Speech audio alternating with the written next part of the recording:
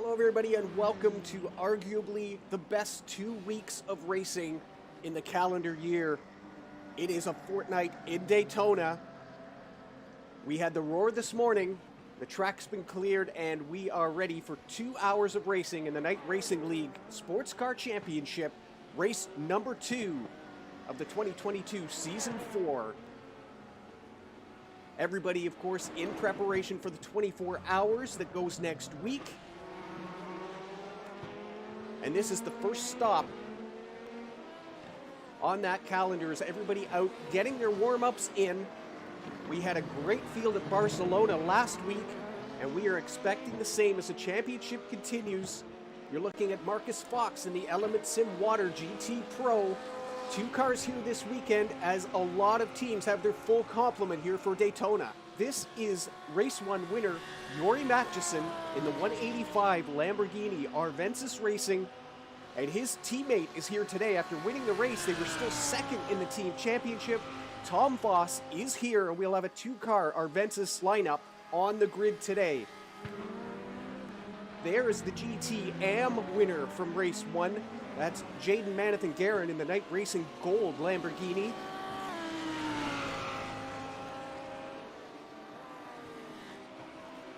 And we should have a very competitive field in the AM class as well. A lot of cars that only showed up with a single car have got their teammates here today. So as we prepare and wait for the warm-up to finish, we did have a chance to walk down pit road earlier in the week. Let's see who we found. We are here with the driver of the 185 Lamborghini this season, Jori Matjesson. How are you doing, Jori? Just got my first full stint of practice in. I have to say Daytona has changed a little bit with that sausage curb in the bus stop. Makes it trickier for everybody, I believe. But it's a really nice track. Are you finding a big difference on your line through there compared to last season? Yeah, because you need to take it wider. Normally in a GT you can cut it a little bit without getting off track. So you need to take your approach a little bit differently. But just getting the laps in and get the feeling into your memory, and then it's all fine. So right. I think in lap time it's about 4/10 that you lose. Oh wow, that's significant. It's a lot more than just a psychological barrier though, seeing it coming up. That's interesting. Yeah, true. So the new format this season, GT3 Pro and GT3 Am. How was your transition from GTE? It must have been good because you were the Race 1 winner in Barcelona. Yeah, I have to say it's not a big difference in driving, except for the braking, of course, because you get ABS and a little bit less downforce. But I have to say I really like to have the AM and Pro in the same car because it gets a little bit more challenging with the traffic in the end of the race. Yeah, I mean that's the first thing the LMPs were saying, is that you've got a lineup of 25 cars at Barcelona to go through, whereas you used to have a little bit of a break because the GTEs would pull out, and then you'd get a bit of a respite before you got to the next class. No such luck anymore. No, true, and it's really nice to see 25 GT3s. I hope at Daytona we even get more. But also for us as front runners, if you get lap traffic and GT3s, it's a bit harder to overtake them being in the GT3 as well instead of a GT. So it makes it more fun. And there's lots of competition up there. I mean, you've still got James Posland. He came second, so that championship fight looks like it's going to go all season. And but we got the Schaller Racing boys, both front runners. It looked like Jens actually had the better of everybody there until he made a self-inflicted wound. It was quite a race for the first half. Yeah, it was a little bit quicker over in lap times. I think we had like 1/10 up and then down between each other. But in the end, I believe that I would cut him on strategy by taking tires. But in the end, he has a lot of speed, so I guess for Daytona we'll have the same. But I'm happy my teammate will be there as well, Tom, who's quick. So yeah, and that's the only other problem that you got coming from Barcelona. You got the race win, but you're second in team points. So Tom's going to be here on Saturday, is he? Yeah. He said he will be. So hope we can help each other a little bit. Because in Daytona you can get away if people stay in draft. So you need to be smart, be tactical, and be teammates a little bit. So let's see what will happen during the race. Well, it's already been a fascinating start to the season, and it looks like up front in GT3 Pro, it's going to be an incredible weekend at Daytona. We wish you all good luck, and looking forward to seeing what happens. Thanks for talking to us. Thank you. Yori Matchison, driver of the number 185 Lamborghini Huracan and winner of race 1 as we head into race 2 at Daytona.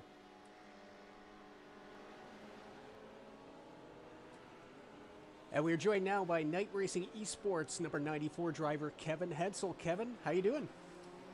I'm fine. Thank you for asking. How's practice going this week? Yeah, it's going pretty nice at the moment. I'm feeling pretty comfortable for the next race, but it's every time it's a little bit different.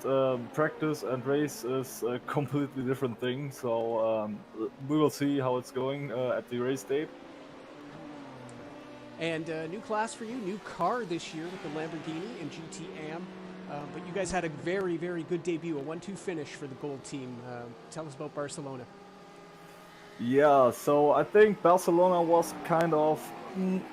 I don't want to say it was completely luck, but we had some kind of luck because some of the quicker driver in the M class were had problems, so we could go up the order, but I'm not sure if it would have been a 1-2 finish if they didn't would have the problems.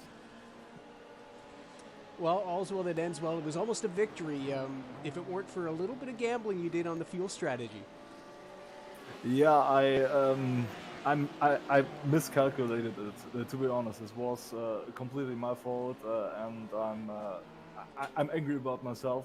But just have to look forward and learn from this mistake. Well, it's a 1-2 and it's a big lead for the Night Racing Gold team. How's your strategy looking for Daytona, and how much are you and Jaden working together as far as setup and everything now that we have a team championship? Yeah, so we are working pretty tight together. We sharing setups, we sharing data from every session, and yeah, we are working pretty tight together, and we will see. I don't think that if we get together on track, it will be something like team order. Someone will drive forward or something, but I think we won't fight too hard each other. Well, I hope you have a great race on Saturday. Keep that championship contending speed going. Good luck at Daytona, and we'll see you on the weekend. Yeah, thank you very much. Kevin Hensel, driver of the number 94 Lamborghini Huracan for Night Racing Gold. And thanks to the drivers for giving us a few minutes to talk to them as they were preparing. Did those interviews on Thursday practice. And that's a little glimpse into the GT Pro and AMs. There is your Race 1 winner, Jan Volmers, in the Element Sim Racing Fire Dallara LMP2 P217. Try and get all that out. And being chased by the Unleashed cars, a not so auspicious debut at Barcelona. It was a tough race for Dennis Rotter there. He's just pulling off, getting some adjustments done. He and Thomas Brommel, incredibly competitive, but it kind of fell apart on them. Dennis, of course, through no fault of his own, got caught up in a little bit of over-aggression in turn number 3 and ended up with a bit of a lazy spin, being hit from behind. The Unleashed car showing their Daytona 24 livery here, looking to have a much better effort and close that gap on the Element Sim Racing team, who've had the 1-2 at Barcelona. There's Hayden Fowler after a great debut. He was right up there battling with Thomas Brommel for a lot of the race. And as he's really come to grips with this LMP class, there are the points after the first race. Volmers and Petrick, a 1-2 ahead of Lucas Wallace in the HW Green car. A great podium for him. He and Eric Fox are here, so another full team complement that we didn't have in Barcelona. The team championship, as it sits, is a big lead for Element Sim Fire. And as we say, Unleashed cars will be trying to close that down, as well as all the other teams. As this is a 6-race championship, so things very important. We're 1/3 of the way through as we finish here today. The car's just finishing up the warm-up. Let's check out the starting grid for Daytona. 37 cars will once again take the grid for 2 hours here at Daytona. Thomas Brommel on pole with a 132.552 inside of race 1 winner Jan Wolmers.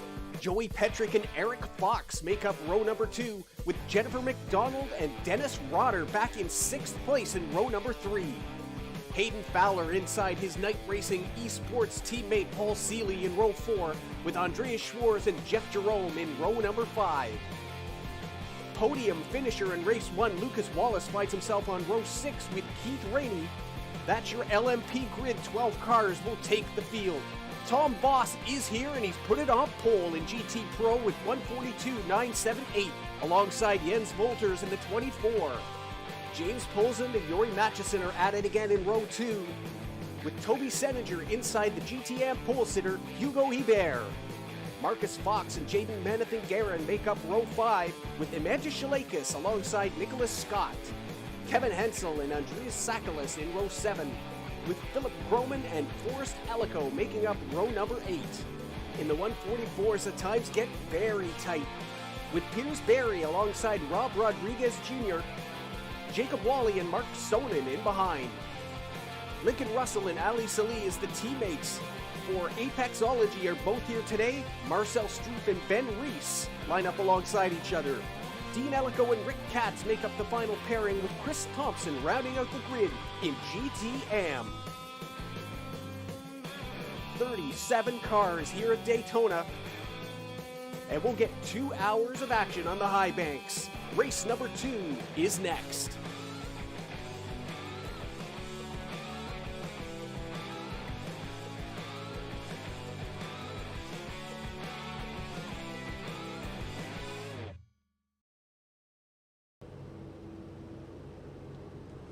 And the pace car begins the roll around to the start-finish line. 2 hours. Thomas Brommel will lead them to the green flag.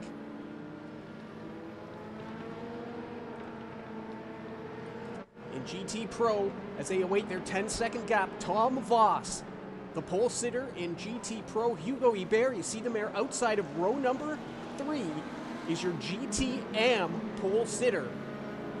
And if you take the results from Barcelona and even a little bit of your expectations, the GT3 field is pretty mixed up after qualifying. We should see a lot of action and a lot of interesting things happening.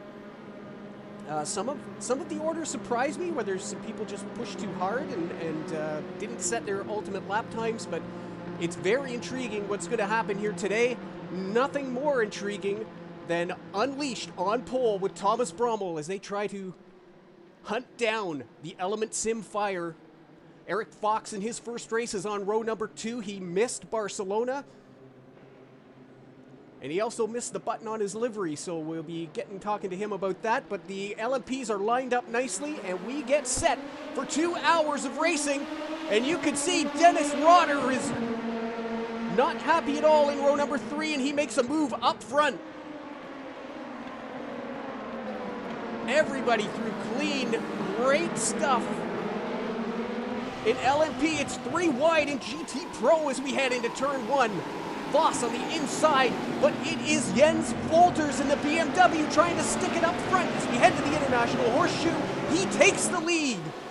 Hugo Hebert is back there in first place Jaden Manathan-Garin has taken that position. He's pushed up and now leads in GTM. There he is, the race 1 winner.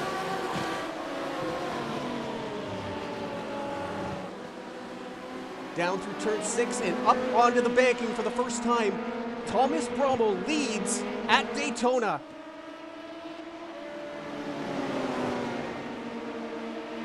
Action in the back as the GT Pros and AMs are all mixed up today. We've got a great field again, 25 GT3 cars, 12 LMPs as a 37-car grid heads into the bus stop.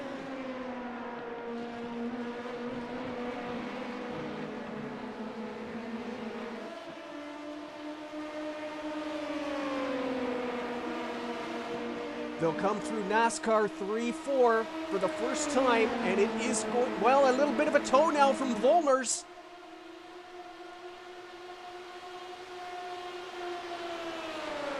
Brommel will lead, and the German will sit back and wait. In GT Pro, it is Jens Wolters leading again, as he did at Barcelona for so long. Keith Rainey dropping down the field. He's off circuit in turn 1. And that looks like Andreas Schwarz involved as well. The GT Pro field coming around, but the incident has cleared itself.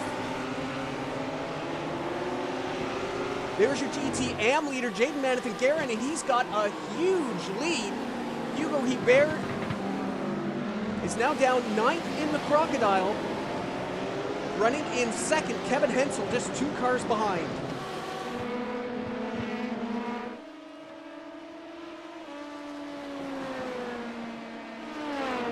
We'll see if we can have a look at what happened to Keith Rainey. Here they are coming down the main straight, completing lap number 1. Schwarz is on the inside. Heavy on the brakes.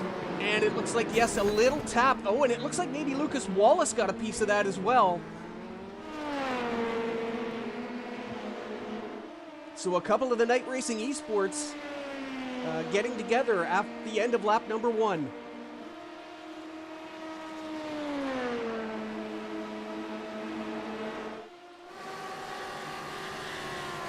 Manathan-Garren leads in GT AM. Can he make it? 2 straight victories as Dennis Rotter makes a move. He's in between the Element Sim racing cars, and he's actually taken Joey Petrick at the end of lap number 2. It's now 1st and 3rd for Unleashed. As they're into the International Horseshoe, Dennis Rotter bit between his teeth after a terrible start, not his own fault. Caught up in somebody else's over-aggression on lap 1. They've got work to do with 5 races to go, and it started off well. You remember here last season in Season 3, the fuel saving that both these cars did. We'll see how the strategy plays out at the front end. It's a lot more pressure this season. There are more cars up front than there were last year. Will they be able to save fuel and do this on 2 stops the way they did? We'll see if the clutch dip is in play again.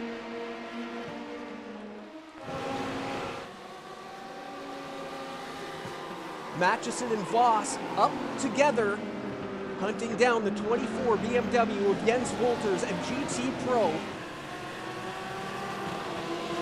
Everybody so closely matched this season. As Jeff Jerome is dropping down the field, he looks like he might have had a little bit of an issue, maybe not a good exit out of turn 6. Schwarz has gotten by him.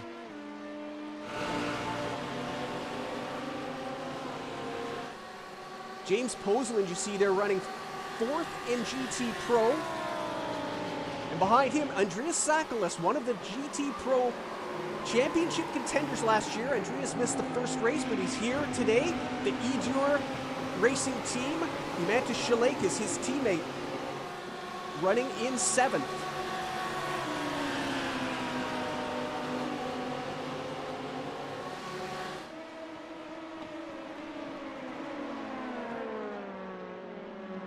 We'll get a peek at the starts here. As things have settled in, the LMP's very, very tidy. As Thomas Brommel, in a very important race for these guys, leads them to the green. You see how quickly Dennis Rotter wanted to get up and amongst it, and he clears that row. Although that would be Jen McDonald sticking her nose in there, trying to defend. Oh, almost contact between Fox. I missed that on the opening lap. But everybody clean and a really good start. No issues really until we hit the second lap. Everybody nice and tight. The flag in there at the back. The blue flag has already gone on, so it is game on. We caught that just as the flag was there. Matchison and Boss. Right up as we went 3 wide. We caught that live. Everybody fantastic on the brakes. And you can see there on the outside, that's where Manton Guerin took the lead at GTM. Hubert was stuck on the inside line, and it looks like that was a little slow. One of the Lotus cars maybe just being a little extra careful, and it slowed down that row. You can see Seninger also in that row. But a very good start by both classes as we get back live. Thomas Brommel leads, and Volmer's all over him. Sakalis off track in the BMW 717, and he drops down the field. First race in Season 4 for Andreas, and a little bit of rust showing. These races all in preparation. It's an incredible 2 weeks of racing here at Daytona. Of course, it started this morning with the Roar at Daytona. The Roar at the 24, I guess they call it. Track gets cleared off, and the Night Racing League here for 2 hours. Tomorrow, the IMSA 240 race, and we have a lot of cars participating in that as Sakalis is off. That's at turn 1. It goes from bad to worse in the BMW. So the 240 tomorrow, and that's when the team drivers will get in. This is, of course, a single driver. We race in teams, but 2-car teams. Oh, and that is Shalakis off. That looks like it's at the turn 5. And he has to wait for everybody to go through. And to get my thought out, they'll be racing with teams tomorrow, driver changes. And that's the final preparation as practice starts in earnest for 24 hours on Monday. That race going next weekend.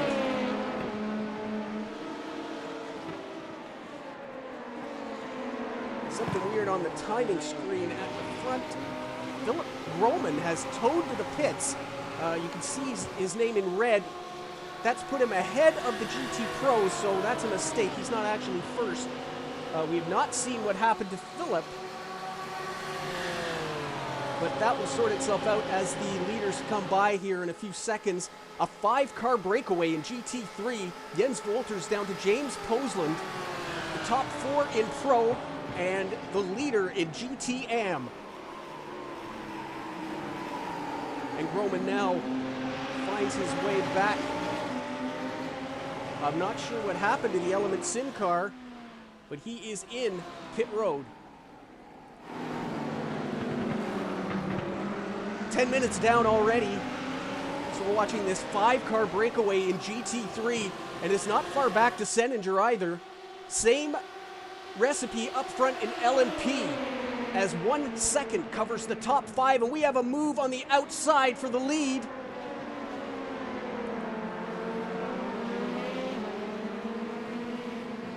Doesn't make the position, but Brommel's got to be on the defensive. Eric Fox having a little peek, but no move attempt on Dennis Rotter there in 3rd. We'll jump back and forth. There's action all up and down the field. Watch the gaps on the timing screen. Now officially 10 minutes in here to race number 2.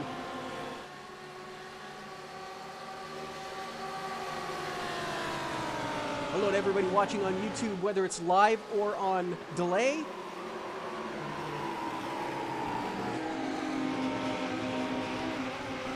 And I know we do have some of the active teams and drivers on Discord with us, so if we need help with any details, if I say anything, we'll have pit reports giving us all the information. As race 1 winner, Yuri Matchison sits in 3rd.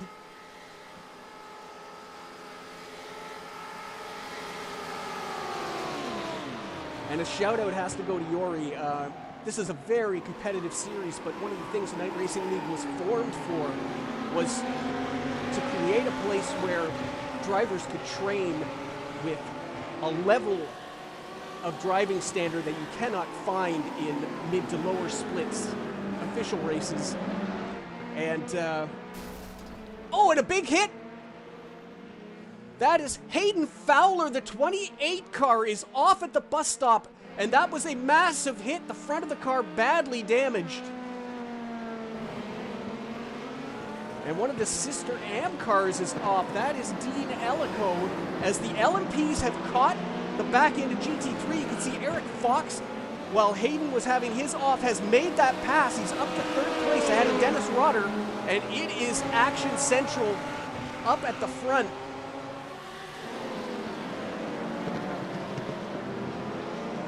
Rotter stuck behind one of the Switch It Emerald cars. That's Ben Reese in 420. He'll have to wait. Fowler in the pits, so a terrible start for the Night Racing Blue, number 28.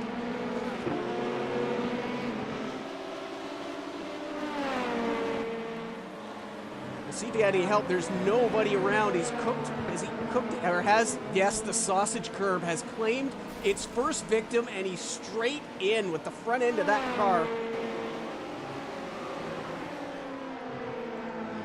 Eric Fox now looking all over the back. A little more smoke at the end. That's Lincoln Russell in his first race of the season. And Jacob Wally has gone to pit road. We see another car being towed in GT Pro. We're going to stick with this to see if Eric Fox can make a move on Jens Wolters. All three of them coming down through. That's the Evolution Racing of Rob Rodriguez Jr. in the 39 car.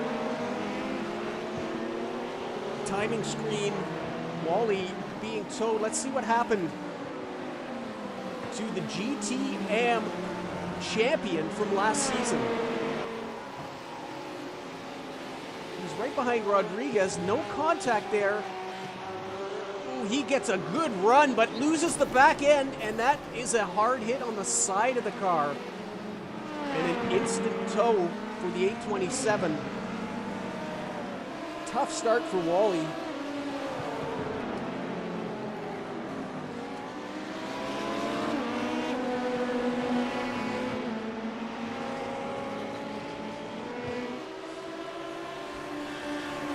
He's back alive. Fox having a very, very strong debut here. It's too bad he could not make Barcelona. Jacob Wally in 8th place, just checking in his first race at Barcelona.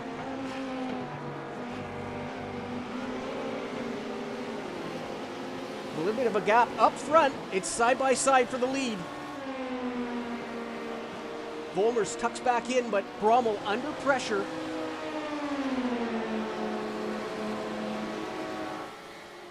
They come by the 34 of Hugo Hebert, still running in second place. Only 2 cars now between himself and the race lead, Jaden Manathan Guerin. Very wide, taking a long run at the exit here, but there's GT cars in the way. We're right at the front end now of GT Pro. Seninger out of the way, but there will be no pass attempt there.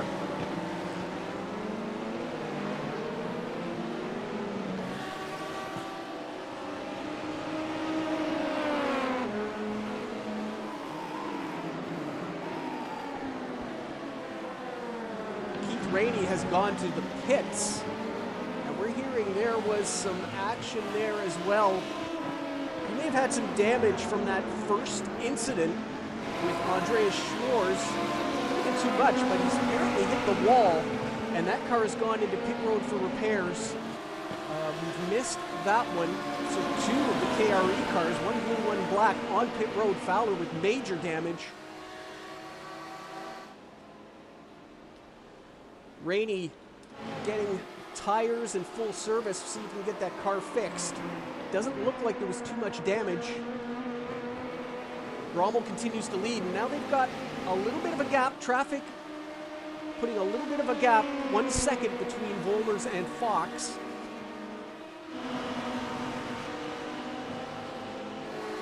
Rotter now 4th, and he is dropping back off of the tail end of the 33, so that's interesting. Is he just gone for a full fuel save here? He's ahead of Petrig in 5th.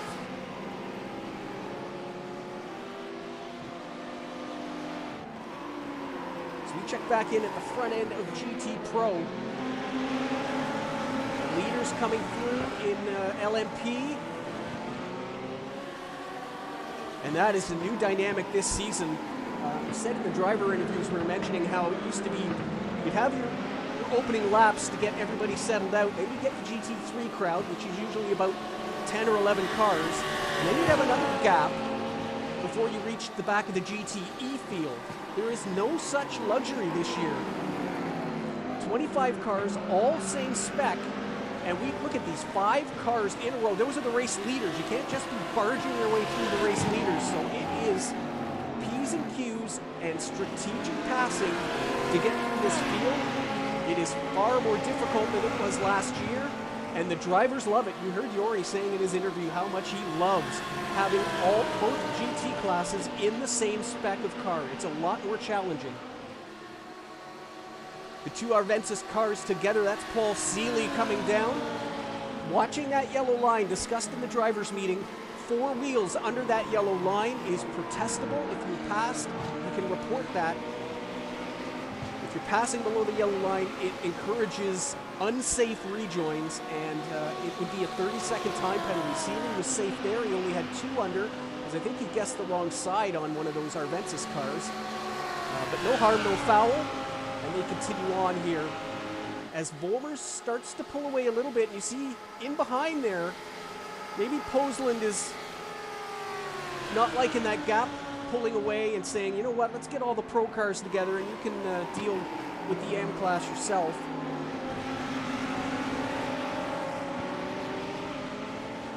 Certainly ready for a pro license next season. I think we're going to see both of those KRE Gold drivers in the pro class. Manathan Garrett having himself a great start to season 4.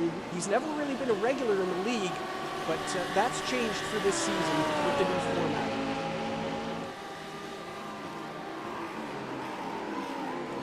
Lucas Wallace comes through and splits them up for a little bit. Wallace running in 8th place.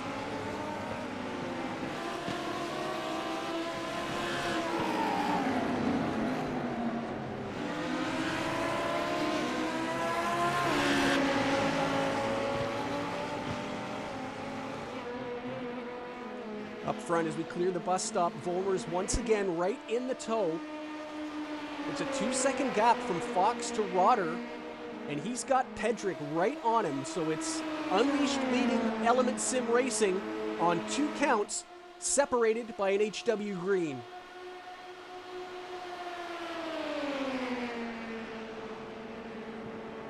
And too early in the proceedings right now. I bet you all of these guys have got their laps in, got the tires up, and are now hitting fuel numbers.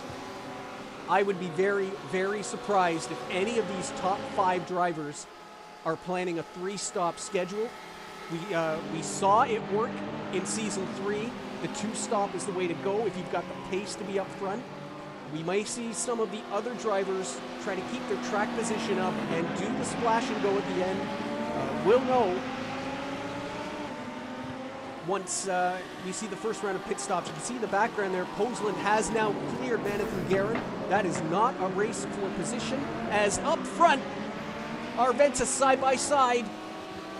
Voss can't get the pass done, but he's getting racy. And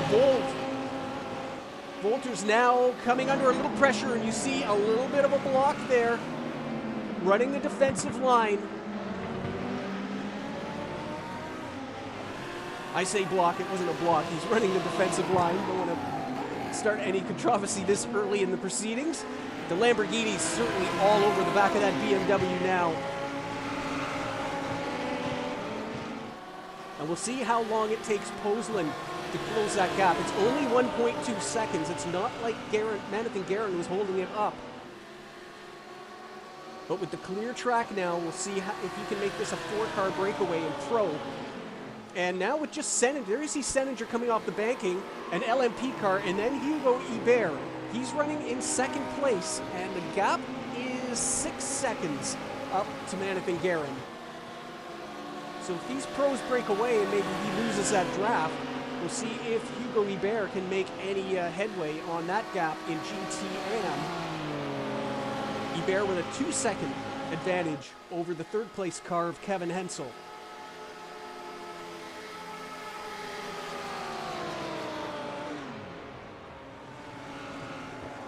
And what did you just hear right there? That sounded like a clutch dump.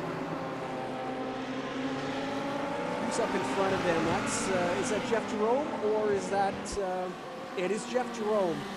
So does that mean the HW red cars are also maybe looking at a 2-stop strategy? If they're, I'm not sure, we cannot confirm what that sound was, but it definitely sounded like a clutch dump.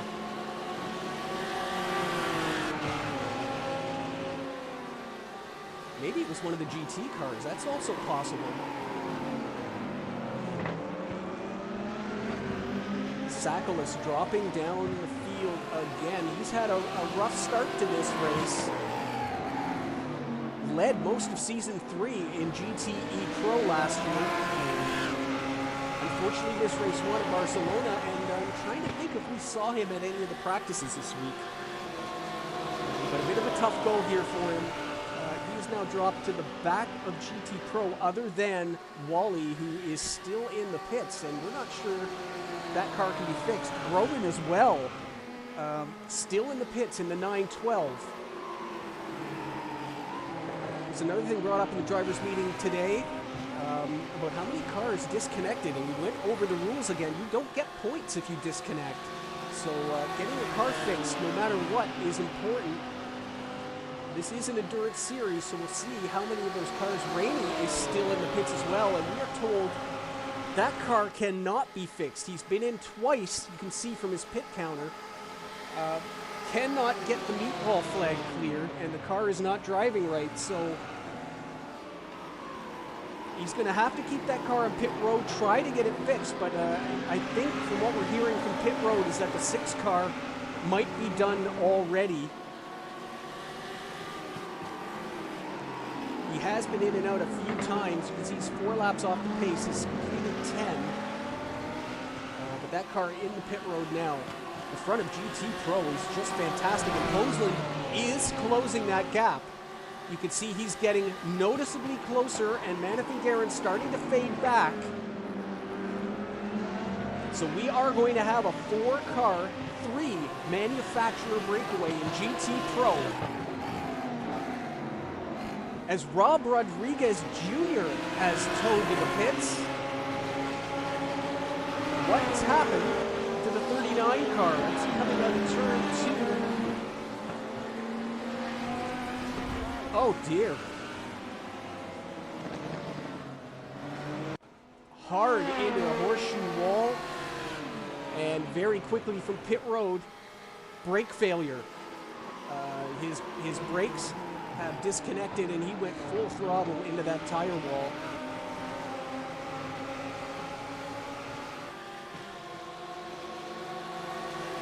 So we now have a GTM in the pits, all 3 classes represented on pit road. Your Ventus car is right together.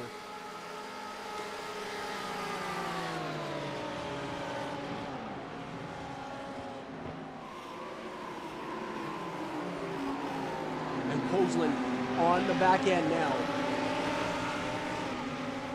The Season 3 champion. All these drivers in new cars. Of course, the Schaller Racing team, they did not race Season 3. They already made the switch to GT3. And it was the format change of this series that brought them back. It's fantastic to have them. Jens looking to make up for his second hour at Barcelona. He led the first hour. He's doing it here again, having a great run. Let's see if he can bring this one home.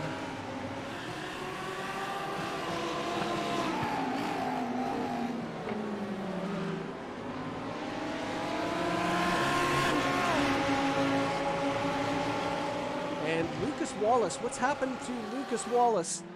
He's off at the bus stop going very slowly. He's dropped down to 10th place. The 024. Again, all by himself. Do we have our second sausage curb victim? We do. As around he goes, not as devastating as Hayden Fowler. he hasn't hit anything. Well, hasn't hit anything. He hit that sausage curb. And he has come down to pit road, and this is early. Lap 16 is not in the pit window.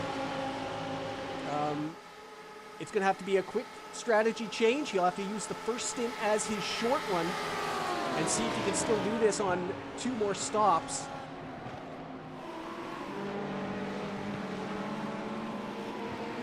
There's Ali Salih in the 101 Apexology car.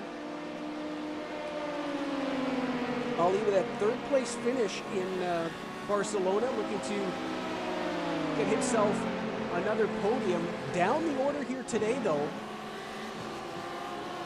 Running 8th in GTM. We said it was going to be an interesting lineup as the qualifying was really kind of out to lunch. Another one we're noticing way down at the back of the field was Piers Barry in qualifying. Well, he's got himself up to 6th place now, and he's just ahead of Marcus Fox there in the other Element Sim Racing water car. Roman has retired, we're being told, so the 911 off to fend for himself. Roman was the only car in Barcelona. They got both cars here today, but now we've lost the 912, and Fox is going to have to fend for himself. Another one of the teams that's going to be racing in the Daytona 240 tomorrow, Roman and Fox. We wish them well. As far as Night Racing Esports, I know the Gold team, Hayden Fowler and Keith Rainey, are going to be racing in LMP2, and there will also be a Night Racing Blue Lamborghini car with Rick Fox and Nicholas Scott. So good luck to everybody racing tomorrow as Speed Weeks continue here at Daytona. There's Joey Petrick now, who has caught the back of Eric Fox. Let's see if we've got a battle here for 3rd coming up. He's gotten around Dennis Rotter. Remember, it was Brommel leading Volmers and Rotter leading Petrick. So Petrick has made that pass and got himself up to 3rd place. See on the screen there, Piers Barry has passed Kevin Hensel. So he continues to... the classes are sorting out the way they should be, let's say. The pros are rising to the top in GT3. As everybody all over it, that is Forrest Ellico in the 719 Lamborghini getting absolutely accosted by this battle for 3rd place. Everybody through safely the International Horseshoe and they'll come through the kink.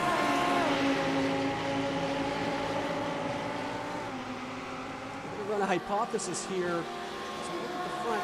Let's see the back end here. I think this is going to hot up a little more. Well, Fox gets a really good run through turn 6. The draft will just tighten these cars right back up, though.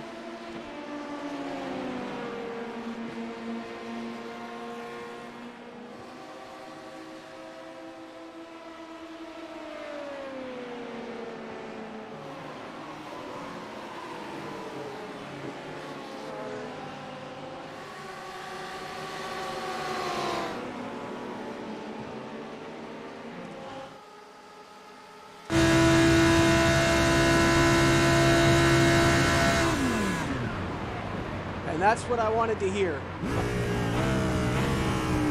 I knew, judged on where the cars were, that clutch dump probably wasn't an LMP.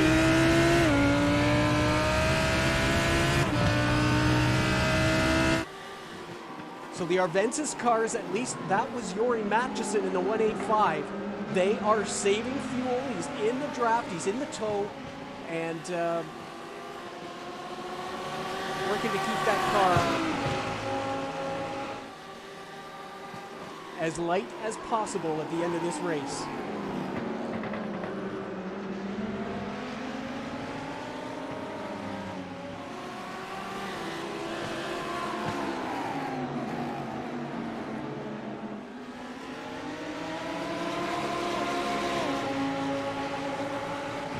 High up the banking for Volters. Manathan Guerin is kind of caught back up here, so he's got himself a nice Nice little run. What is that gap in AM? It's come down. It's less than 8 seconds now. So Hugo Hubert is really hunting him down. I'm just going to check the lap timings here.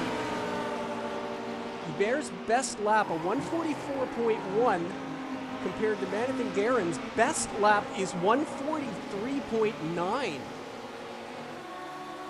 So he's certainly got some pace. Everybody running in the low 44s the last time around.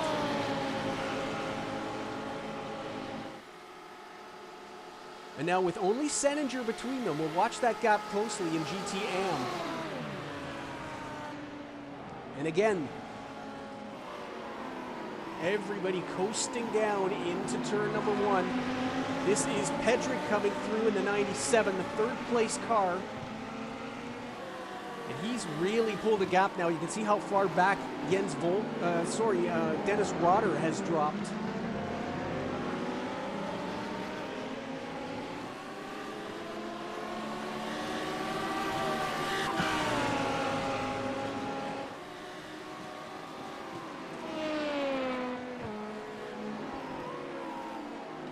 As through the kink, Eric Fox now down in 5th place.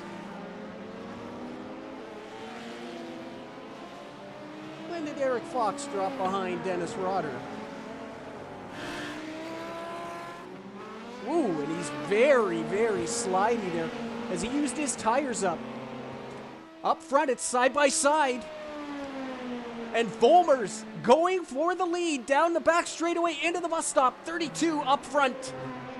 Your race 1 winner now on point in LMP. Brommel in second, but he's got the tow as we come back around to the start-finish line.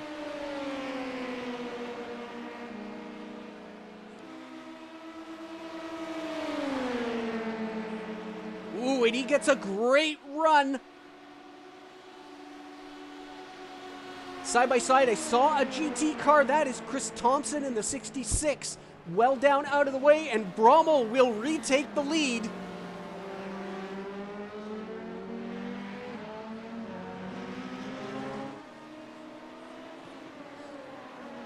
I think we have an idea of what happened to Eric Fox. Let's have a quick look. This is at the International Horseshoe. You can see he's ahead of Petrick and a little heavy on the brakes. Weight transfer. He got very close to Hugo Hubert there, and it caused the car to go around. And that has dropped the American down to 5th place in LMP. We come back up onto the banking again. Brommel leads Volmers. They're now almost 4 seconds ahead of Joey Petrick, who's up to 3rd. Dennis Rotter 4th. Eric Fox now in 5th, as Imantas Shilakis has had another issue. Saw him dropping down the field there.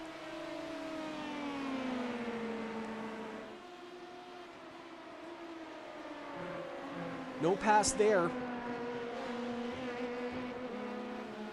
Maybe wait until you're on this part of the straightaway to make your pass.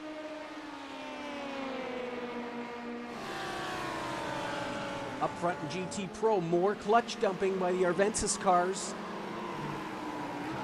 But Jens Wolters continues to lead from Tom Voss and Jori Matchison. That's your top 3. James Posland in the Audi R8 right behind. Those top 4 really pulling away. They've got Jaden Manathan Guerin, the GT Am leader, right there as well. It's 5 seconds from the back of Manathan Guerin to Toby Seninger, and then Hugo Hubert, second in Am, right behind.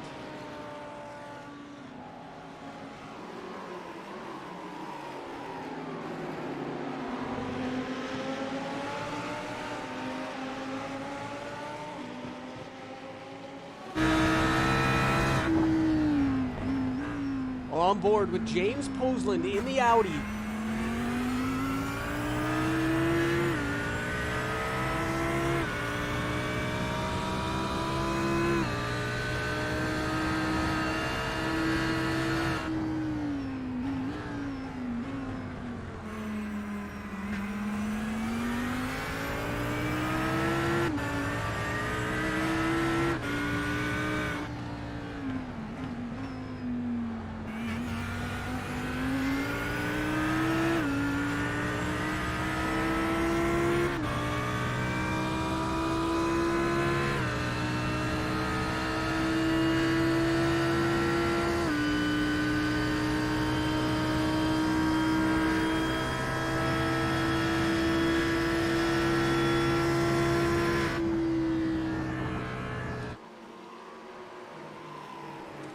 That's all there is in it at the top three. As we've got pit stops happening, Thomas Brommel on pit road along with his teammate at the end of lap 23. Volmers and Petrick have gone around. The Element Sim Racing will do 24 laps as the entire LMP field is on pit road. The timings jump around as everybody gets to their pit stops. The pit box is, of course, based on qualifying order. We expect Brommel will be the first one out, and we do not expect tires from anyone.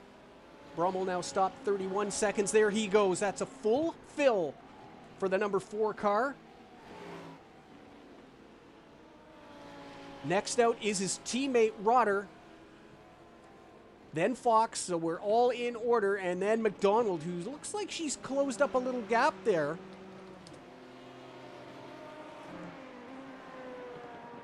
Everybody's taken full fuel except for the 72 of Paul Seeley. There he is, right on the tail of Jennifer McDonald.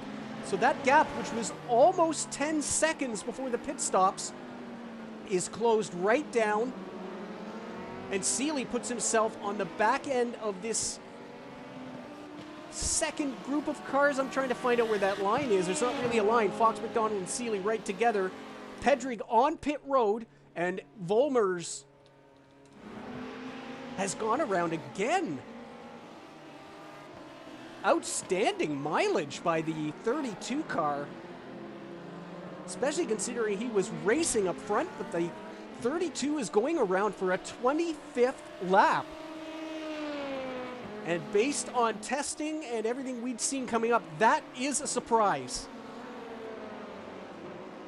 We'll see where it all shakes out as the top of GT Pro continues. And you can see here, they're dumping the clutch just after the start-finish line. So that's a lot of fuel saving. Pedrick still on pit road.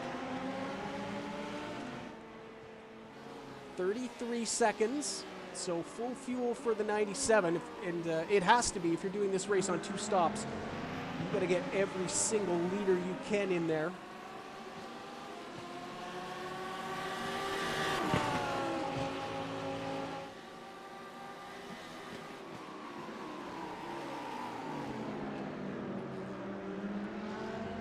Wolters, Voss, Matchison, Posland, the top 4 in GT Pro. It has been like this since the start. We'll see what their strategies are as Volmers hits the pits. The final LMP2 car to need service.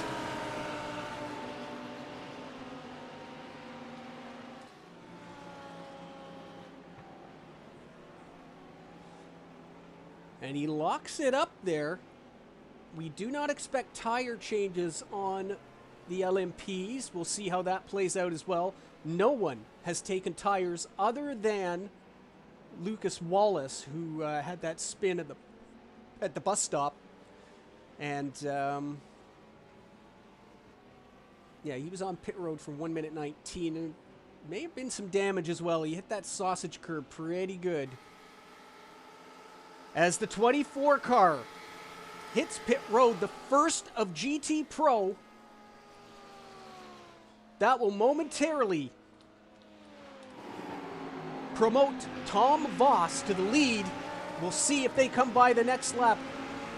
LMP coming out of the pits behind them. That's one of the HR Racing red cars.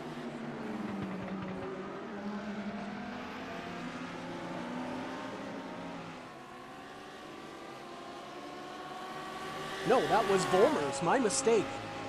That was Jan Volmers coming out of the pits, your leader in LMP.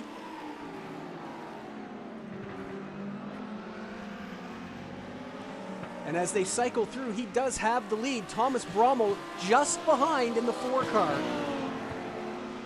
Speaking of HW Red, there is Jen McDonald, and she's got the Canadian Paul Seeley right on her tail. A short fill for the 72, so he's the only car that we know of that is guaranteed to be doing 3 stops.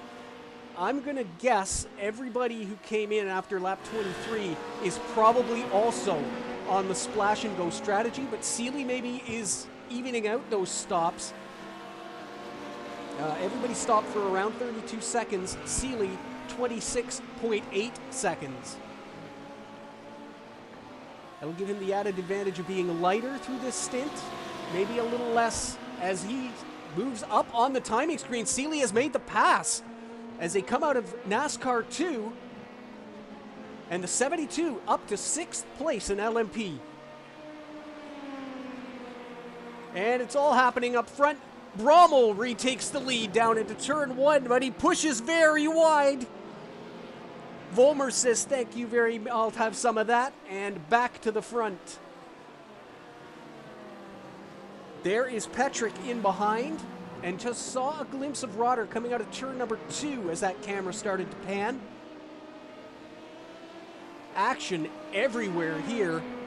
The first set of pit stops are done. Who is not pitted?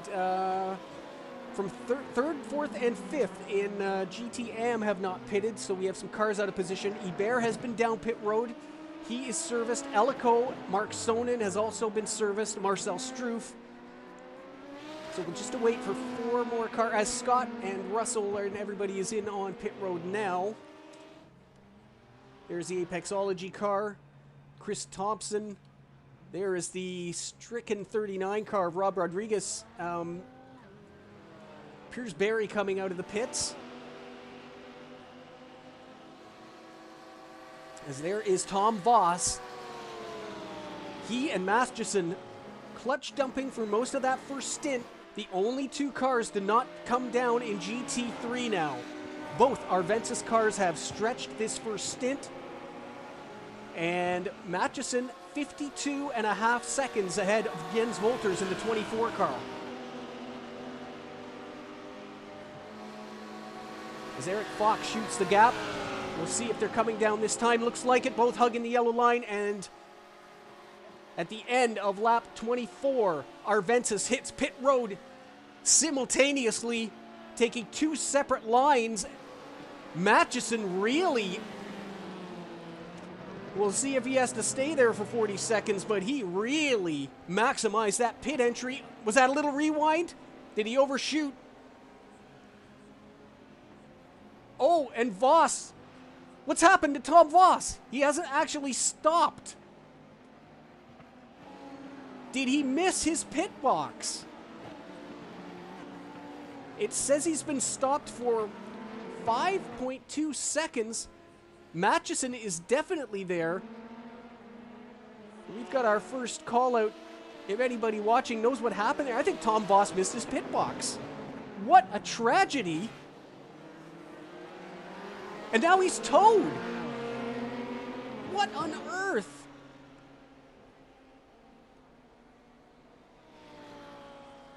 I think he probably didn't have enough fuel to get around again and realized it, pulled off, and is towed into pit road. So we've got a shakeup here at the end of the first stint in GT Pro. We'll wait to see how it plays out. Jens Wolters is now classified on point. He's up front. And you can see James Posland right behind him. Matchison in 3rd as he's rejoined the circuit. So James Posland making hay on that pit stop from 4th to 2nd. That looked like such a fantastic entry for both of the Arventus cars. And it's turned out, well, I guess actually Matchison is even par. He was 3rd coming in behind Wolters and his teammate Tom Voss. But it is James Posland who's now leapfrogged both of the Arventus cars. You can see Tom Voss has dropped all the way down the field. He hasn't even started his service yet. You see his name in red? That means the car is still being towed to pit road.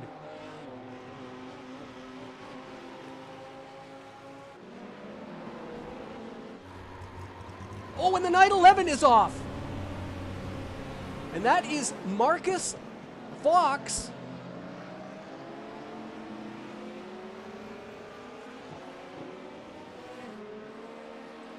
And what is happened to the 911? That is coming through the kink. An LMP, Hayden Fowler, a flash of the lights, and a little side-to-side contact. Almost looked like it could have been some net code as well, but he was steaming it in there. We'll see what the stewards have to think about that. But Marcus Fox, whose teammate is already out of this race, it's gone from bad to worse for Element Sim Racing Water. The same cannot be said for the big team up front. Jens Wolters leads in the 32, McDonald and Seeley. McDonald takes it. Oh, and there's contact there. The 99's around. Seeley.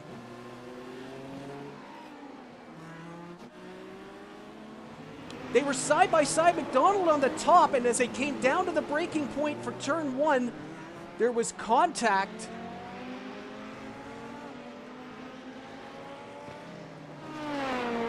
What happened there? As this battle has been raging on since the pit stops. Oh, and a sharp left by the 99. Maybe thought she was clear. And we've got an onboard as well from the 72. So we'll see. Don't have the side windows, unfortunately. There's the 99. Oh, yeah, it comes right down. No movement on the wheel from the 72 car. As the stewards are getting back to us, the 28 is going to receive a unavoidable contact for that. It was determined that netcode or not, the car's trajectory and speed, he would have hit the 911 anyway. There is Marcus Fox still on circuit. But the 28 car will get incident responsibility for that. And a very quick ruling on what we just saw, the 99 and the 72 car. That is going to be deemed as a racing incident. The 99 made the pass and then moved down when it wasn't clear on the 72. The 99 lost the position in the fracas, and there will be no further action. So Seeley back up to 6th, and McDonald down to 7th place. We check back in with our race leaders in both classes. We had Volmers and Brommel there. This is the battle that's been going on since the green flag. GT Pro and James Posland, your Season 3 champion, when these cars ran GTE, he's got himself up to 2nd in a really nice tow as all things are happening here. This is further on down. That's Marcel Struff.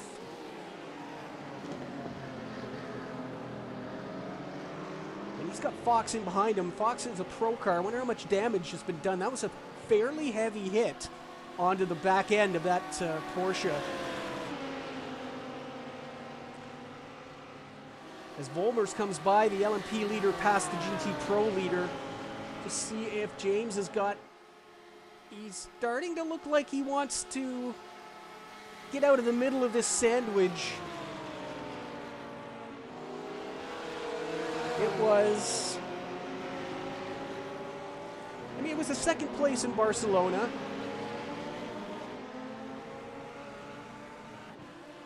But I think he'd like to lead here for a little bit. I can't recall, actually, and this is my bad. I can't recall if James had the lead at any point in Barcelona. I remember Yori really kind of had that race his own way. I could be misremembering, but being an Audi guy myself, I think I would have remembered had an Audi R8 led at Barcelona. Had an Audi led for the first time ever in the Night Racing League, I might also add. That is Ben Reese in the Switch It Emerald, number 420. Ben had a rough outing in his first go. It's good to see him back, and he's having a strong run there as he's just getting past the 78 of the sister team. The Switch It Emerald cars running in Pro, the Switch It Ruby cars in AM. And Reese will get by Struff.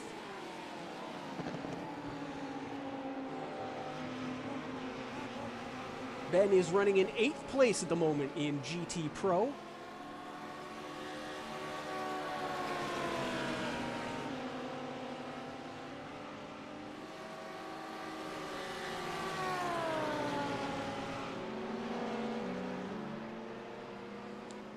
And there's the Edir car of Amantis Shalakas, and what a day that team has been having. We know Andreas has had at least 2 offs, and we saw Amantis off circuit at the International Horseshoe.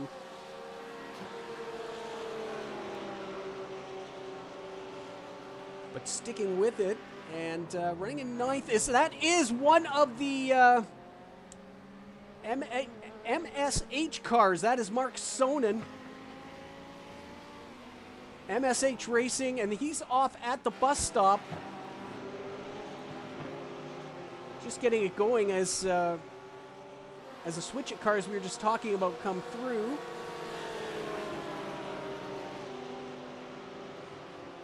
The 111, I don't believe he hit anything. He's back up and running.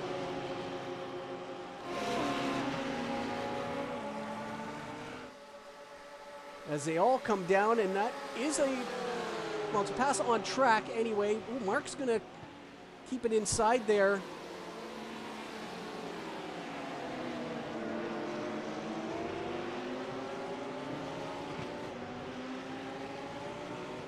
As Fox and Reese, that's your battle for position there. The 911 and the 420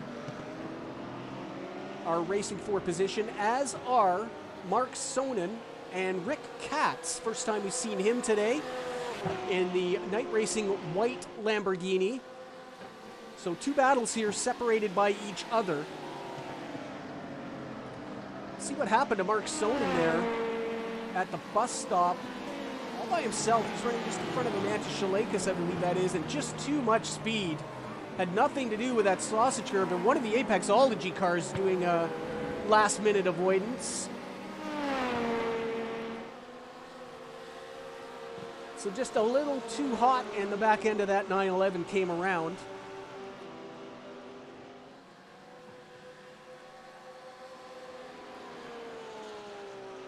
And you can see that the 911 with the 911 on it, it's got the factory number. Ooh, Ben Reese clips that curb and gets away with it just on the outside of it.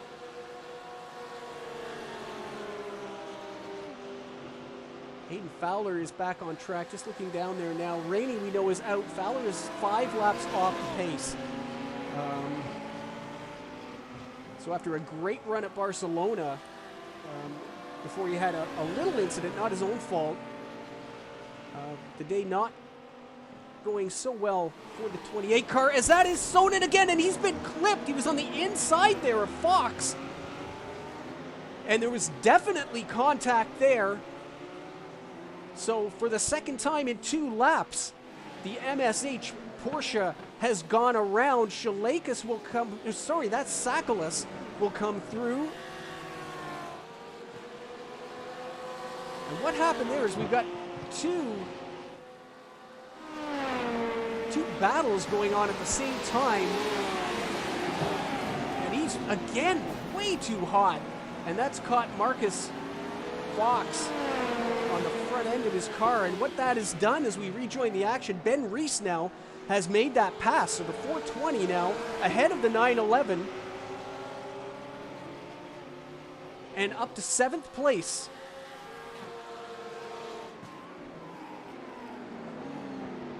Ooh, meanwhile, back up front, Lucas Wallace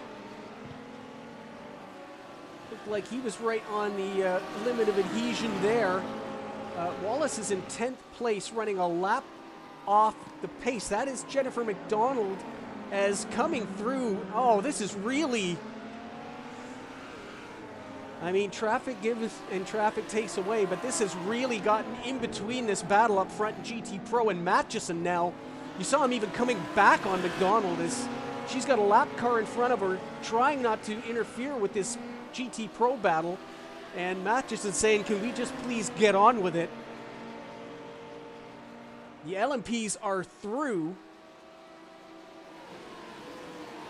As we come back to this bit of fun, and the battle for 6th continues. Oh, and Sonnen into the tire walls down in turn 1. That car, I think, the rears are gone on it, and it was just getting worse and worse. And the 111 has towed to the pits. Meanwhile, the leaders coming through our battle here we've been talking about with Ben Reese and Marcus Fox, Brommel and Volmers. Or that's Brommel and Pedrick. Volmers, of course, the leader, my bad. Since that battle after the pit stops.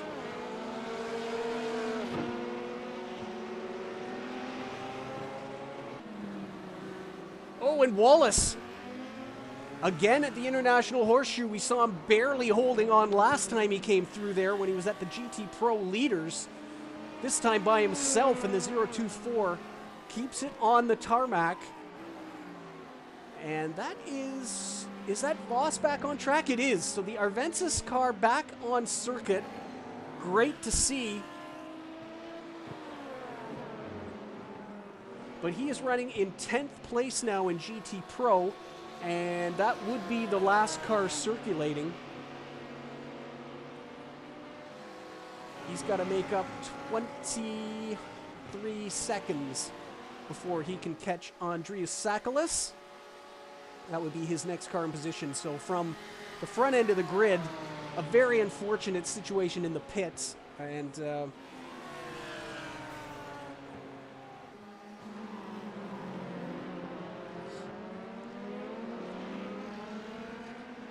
back up front, Joey Petrick.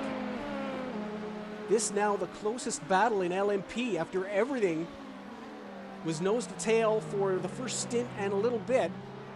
Volmers now with a 2-second lead over this pairing. There you see Hayden Fowler in the 28 as well, catching up to the back end. He is, of course, 5 laps down after that fight with the brand new sausage curb at the bus stop. He hit that wall pretty hard, and it's good to see the car back and fixed. Hayden, a true endurance racer, and will finish the time regardless. And, well, we'll see what happens. I mean, currently... Oh, and that is Marcel Struff in the Switch It Ruby BMW M4. Jaden Manathan Guerin, your leader in GTM, is in the pits. So our first, that seems a little early. He is stopped, and I think the front end of that car is missing some camera. Let's see if we can get a different camera angle on that. Definitely damage on the 777.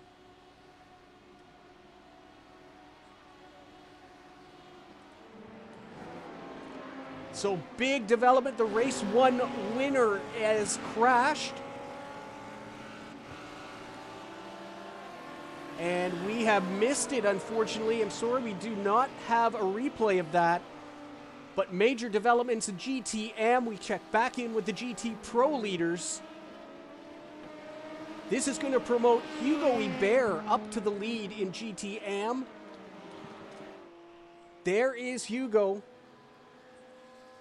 And we're hearing from pit road that the 777 hit the sausage curb in the bus stop. So it's claimed another victim. And the GTM leader with major damage. He's clearly hit that outside wall, probably very similar to what Fowler did. And Hugo Ibert now leads in GTM. And he has a 10-second gap over Kevin Hensel and Forrest Ellico in 3rd place. What a fantastic run for the American in the 719 KRE red car.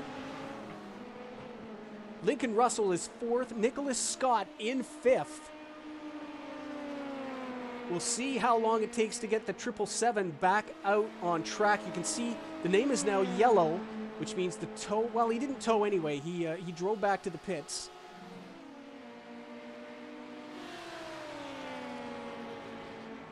Cars that are retired, we can go down to the bottom of the screen there.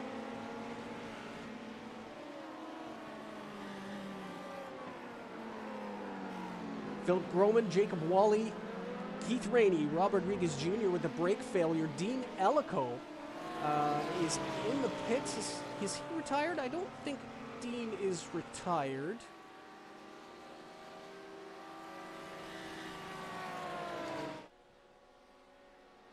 He's got some pretty sizable damage on that car as well, so maybe just getting fixed. Everyone else is circulating on track. 31 cars still on track. We had 37 take the green lights. And this fascinating battle now is Matchison. We saw him lose some ground there when the LMPs came through. So the top 3 battle is now a top 2 battle. 2-second gap back to the 185 car. And Toby Senninger another 6 behind that. Here's Lincoln Russell. I'll get all my names straight. We're just thinking about the LMP that went through there and had the name in my head still. That is Lincoln Russell making his first Season 4 appearance in the Apexology number 29 Ferrari 488 Evo. And having himself a good little run here with that Manathan Guerin issue. He's in 4th place in that car.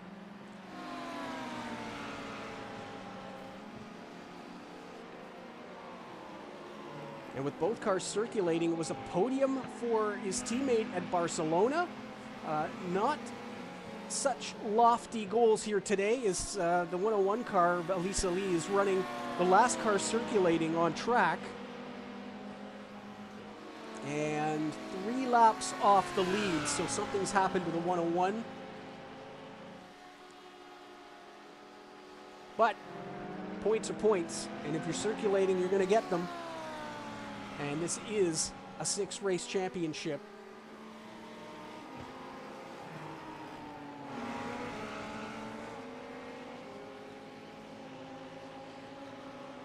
Jens Wolters continues to lead as we're into the final hour here at Daytona. That is Eric Fox. And he's gone around exiting turn 6, heading back up onto the banking.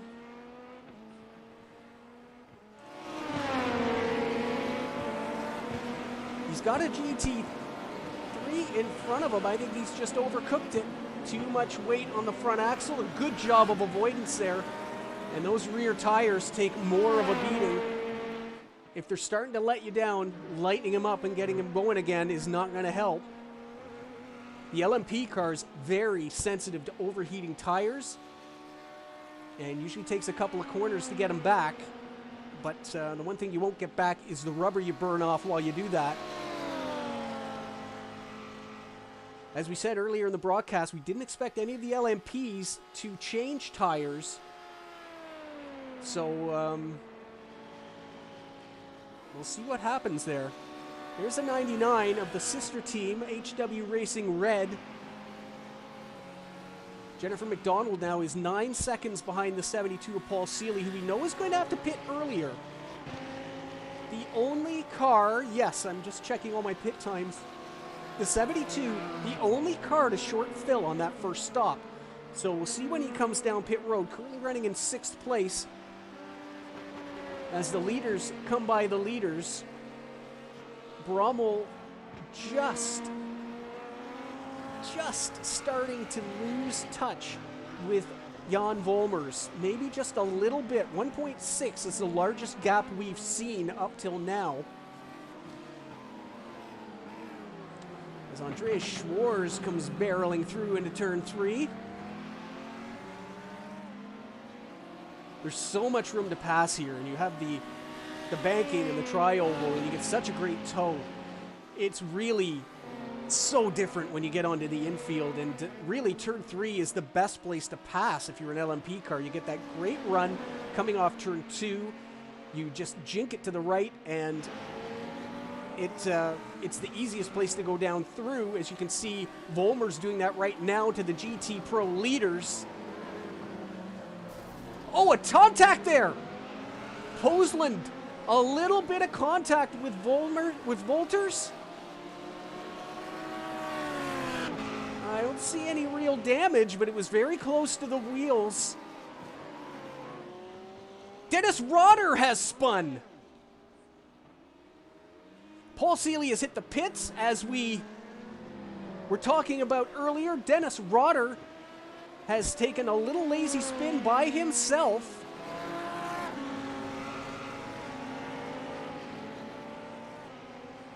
As we watch the GT Pro leaders, see what happened to Rotter. He is by himself. Seeley has dived into the pits. As they were reasonably close on circuit, he's not even making a passing attempt, so the rears may be starting to go. We're seeing troubles with Eric Fox. We're seeing now trouble with all people, Dennis Rotter. If ever a car is in better hands, or couldn't be in better hands, it's the 011. As Jeff Jerome joins Paul Seeley in the pits.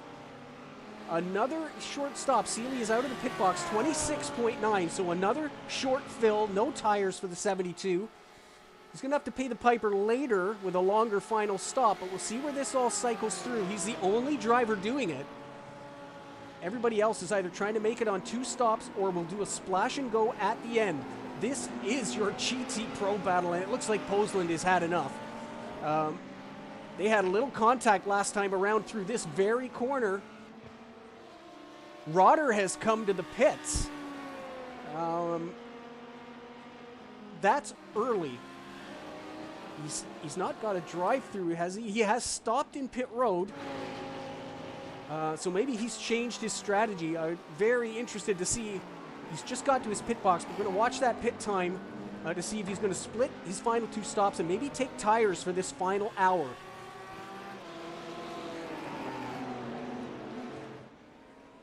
Still stopped on pit road. Fuel. If he's splitting the fuel, it's going to be very shortly. He is up. Okay, so tires for the 0111, or for the 011. And Dennis Rotter with that spin has thrown plan A out the window. We're on plan B now. He currently sits in 7th place on pit road. McDonald and Schwarz are both passed.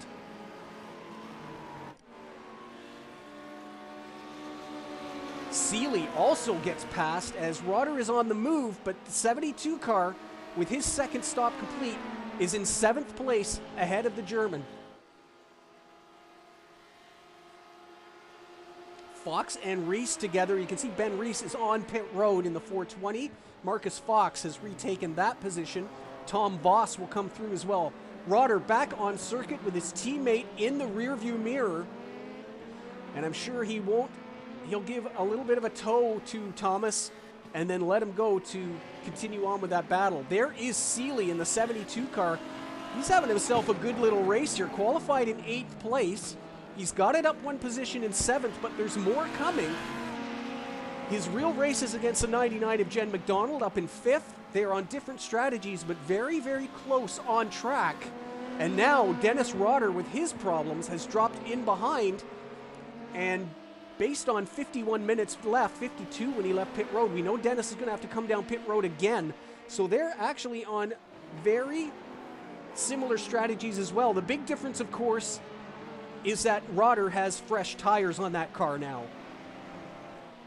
And that's going to make a huge difference. His baseline pace is quicker than the cars in front of him anyway, but with fresh rubber, it's really going to be quick. Less than 50 minutes remaining, race number 2 of the Night Racing League Sports Car Championship.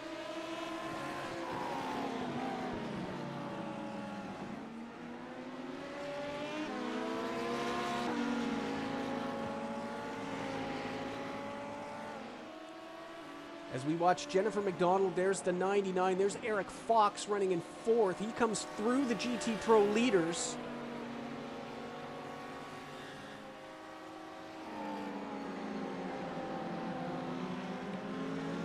And you can see the pace there. Rotter now, I'm not going to say pressuring the leader. He's certainly not going to do that. The racecraft here is of a higher level than that. But he's definitely pulling his teammate in. And it's going to be not too long, I would think, before the team radio goes on and says, okay, Dennis, let me go. I've got the tow back, thank you very much. Jen McDonald is on pit road at the end of lap 44. And we'll watch where that cycles through with the 72 car. Jen, if she takes a full fuel here, will be fully committed on the splash and go strategy. There's 48 minutes. There is no way she can make it to the end of the race. So this is a 3-stop strategy. We'll see if she splits the final 2, in which case she'll be very close to Paul Seeley on strategy, or if she goes full fuel here and then we'll take just a splash and go at the end. Brommel on the pit road. He came 2 laps earlier than Volmers on the first round, and he's in now at the end of lap 44.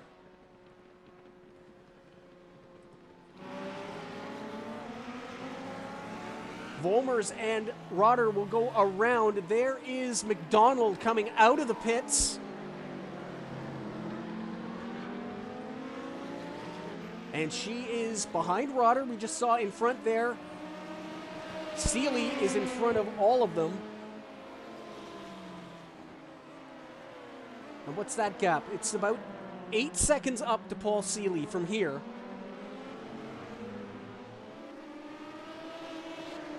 And Rotter in the uncomfortable position now. He's really kind of got to wait for the race leader to come down pit road. With the tow and the way things work, if he gets in front, all he's going to be doing is pulling the competition along. And I'm sure he doesn't want to do that. He's on plan B. He'll save fuel where he can. Brommel out of the pits, a full fuel stop, so it'll be a splash and go at the end for the 4 car. Unleashed, a little surprising on a 3-stop strategy.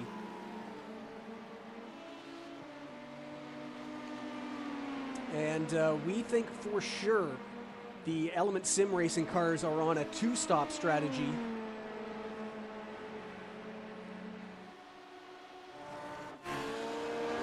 Well, that was what we wanted to see. Oh, is Chris Thompson has gone off, and oh, big damage for the 1. That is Ali Salih, your podium finisher at Barcelona, and there is major damage, and this is obviously very close to that sausage curb. What has happened to the 101 car?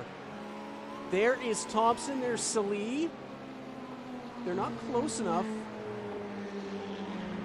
Oh, the sausage curb gets Thompson, and Salih gets him as well. Straight into that wall.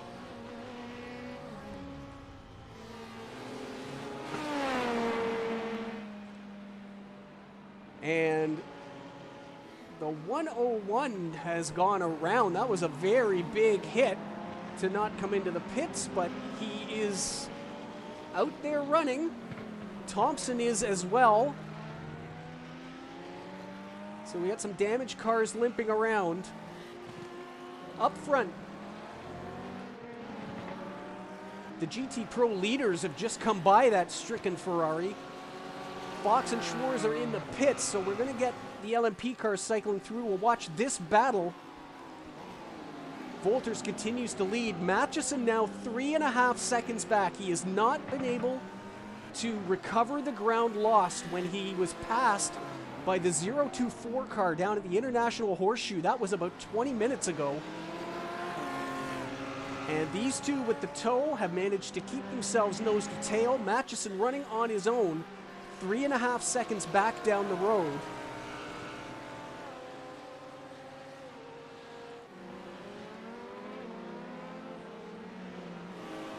Volmers continues to stay out on track with Rotter right behind him. Rotter officially a lap down at the moment, but the rest of the field owes him a pit stop.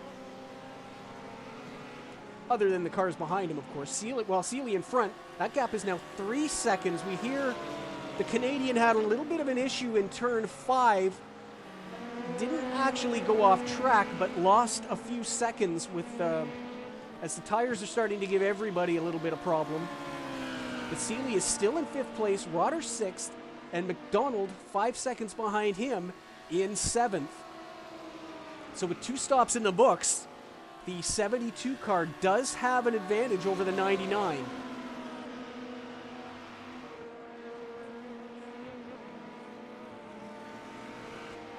Rotter with those fresh boots, and I'm just not thinking he's being able to use them the way he'd like to.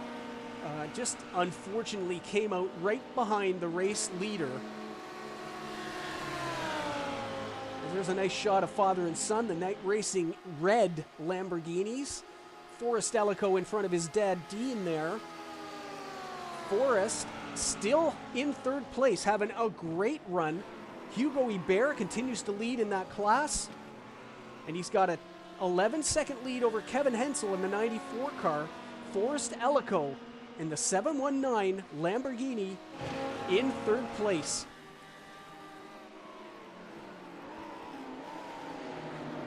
Lincoln Russell and Nicholas Scott round out the top 5 in AM. As you say, the traffic taken there is Kevin Hensel. Running just behind Piers Berry. And they're actually together on circuit, although running in 2 different classes. As the 22 of Jeff Jerome comes by in the high side.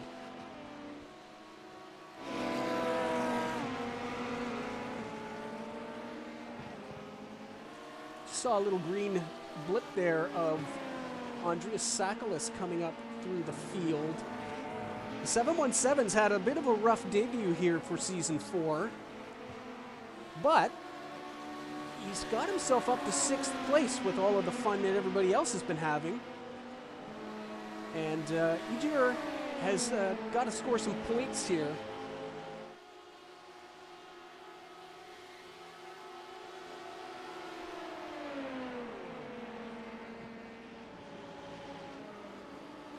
As there is Seeley and Rotter together. This is an on-track battle. Pedrig is on pit road, so the second round of stops are completing. It's just Volmers now who has to come down pit road. Oh, and around, and they've hit!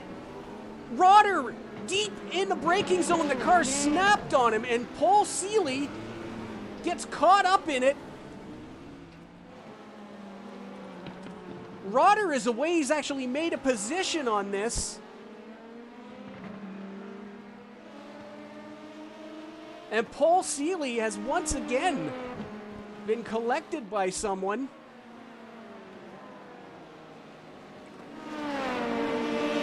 What happened? You see, you've got the race leader in front. Volmers has gone through. Oh, he's in very hot, and then the car tank slaps on him. And as it's swinging around, it collects the back end of the 72 car. Rotter actually was lucky. He got it pointed the right way. Seeley had to reverse away from the tires. And so the change in position happens on the grass down at the International Horseshoe. Rotter 6th, Seeley now 7th. McDonald also got through on that. While they were fumbling around in the agriculture, Jen McDonald has taken 5th place in LMP2. And James Posland into the lead. Oh, it's in the pits. Is he? No. What has happened to...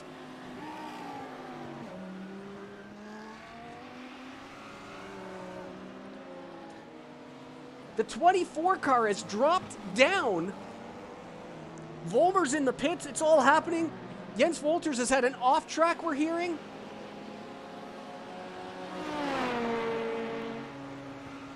Here they are, nose to tail, coming down into turn 1.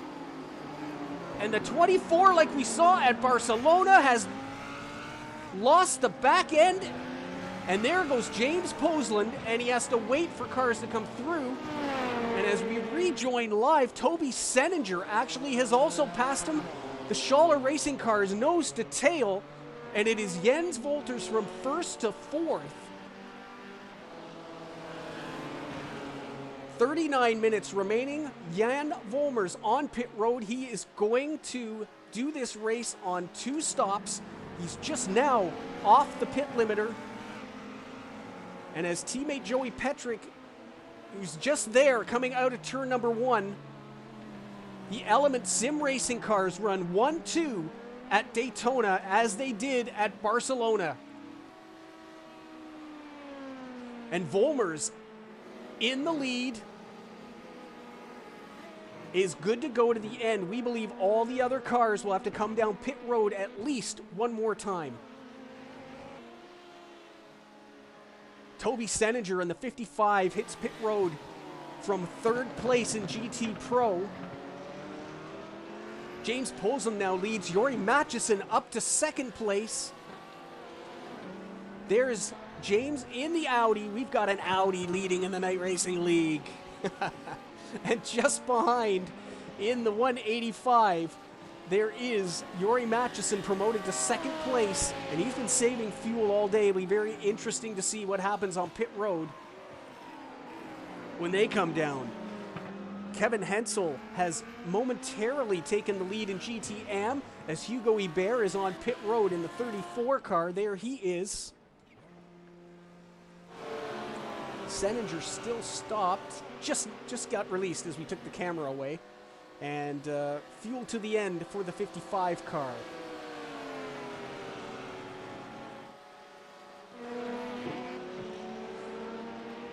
Boy, it was all happening there just a little bit.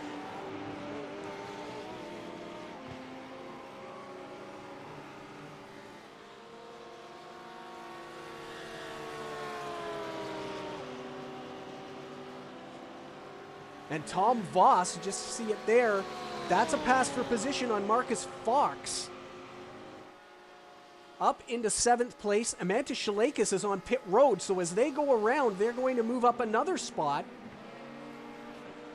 So Voss, after that disastrous first pit stop, is back into 6th place, just ahead of the 911 of Marcus Fox. Piers Berry in 4th. We get a look at him in the sister Audi. Volter's on pit road, so now he's going to do his final stop. Seninger has already done that. We will wait and see. Yori Matchison through the International Horseshoe, now in second. He and Posland in charge of this race at the front of GT Pro.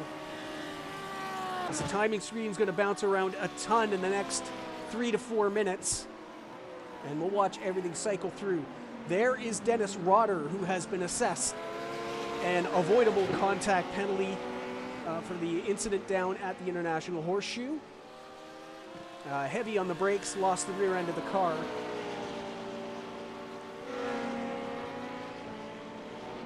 And that battle now, he's catching up. He's 2 seconds now behind McDonald, just up there. No, that's the other red car.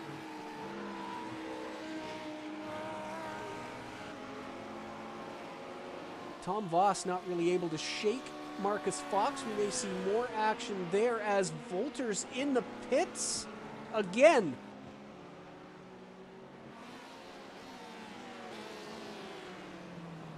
And that was a drive-through penalty for the 24. He's had too many incidents now.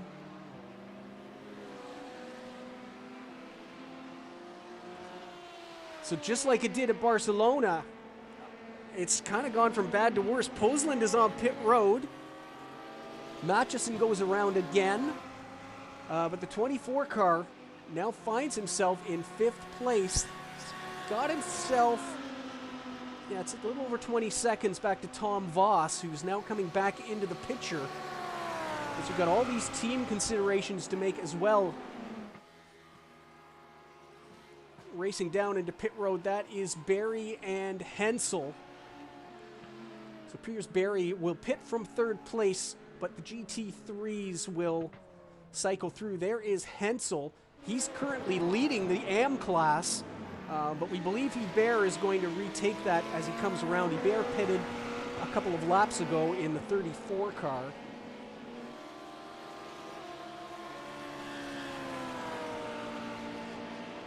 And this is now the interesting battle. Jen McDonald now finds herself running in 5th, ahead of Rotter, ahead of Seeley. All 3 cars owe us one more stop.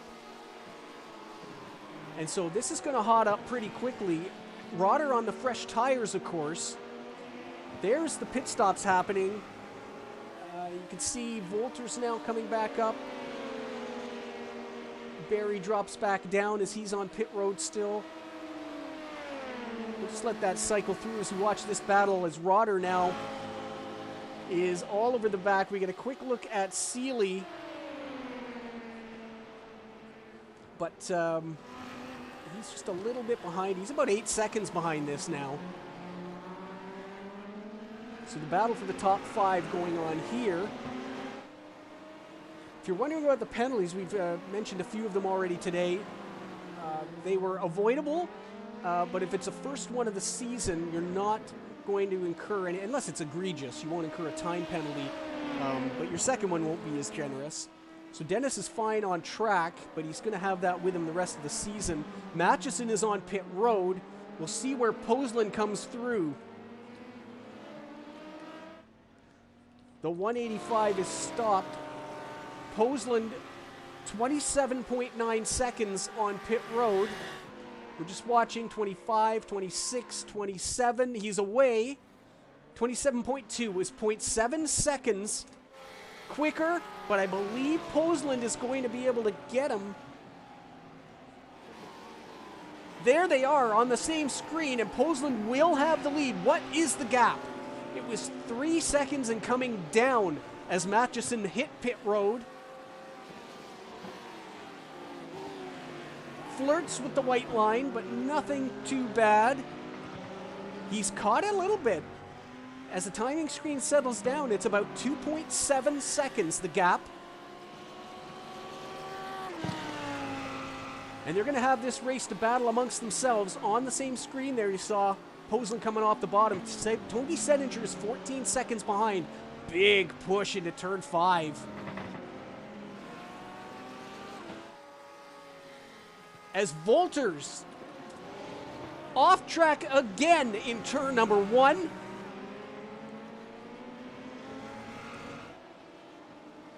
And is he just pushing too hard to try and make back ground here?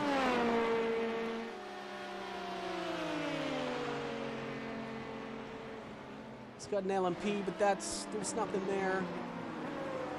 It's the same spin, isn't it? He tried to go around. He almost saved it that time, but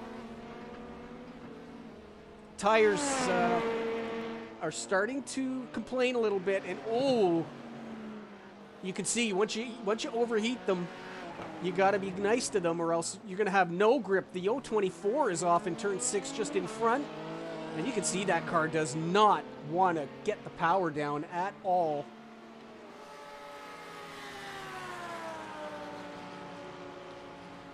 Meanwhile,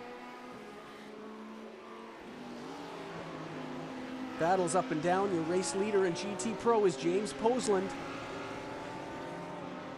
And Matchison, well, he just come through 2 cars, so that probably explains the gap closing down a few tenths. Rotter is by McDonald, who has hit pit road. So Jen McDonald will come down pit road for the final time. No, we're here. This is a drive-through penalty for the 99 car. And isn't that Christmas for the 72? We heard he had a lazy little spin. It was a half spin. He only lost about 4 seconds. But the 72 car retakes his position, and that battle is sort of back where it was before Rotter had his indiscretions in the International Horseshoe.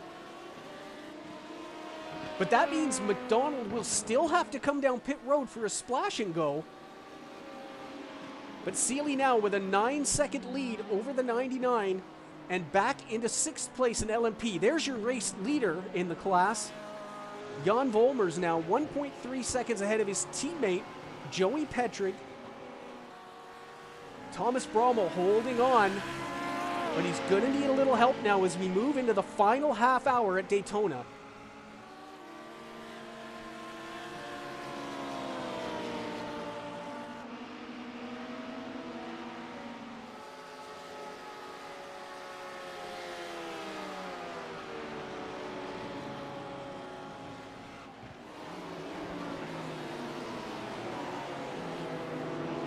There is the red-mirrored Lamborghini.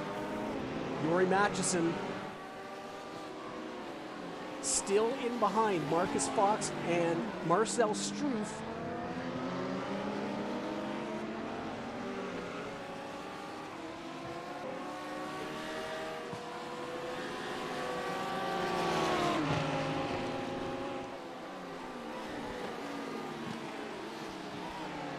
Oh, it pushes very, very deep in on the outside there. But he's not going to get by. He's going to have to wait for the banking.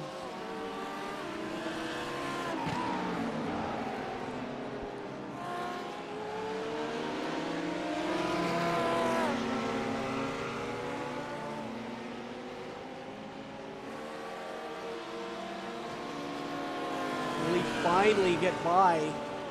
I think Marcel will let him go as they come down here to the bus stop.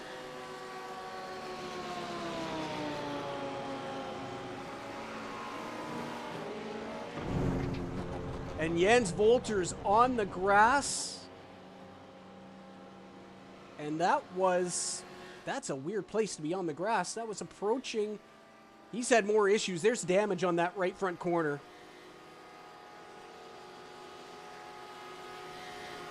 And we saw him pushing there. So the race leader for the first hour and 20 minutes is now on pit road with damage.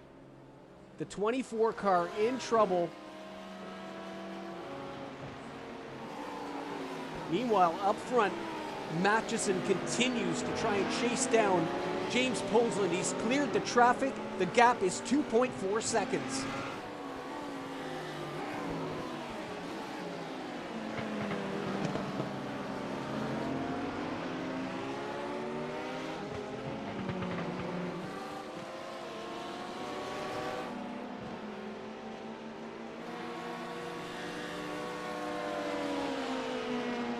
The gap up front in LMP continues to drop as well. Joey Pedrick now has it under 1 second.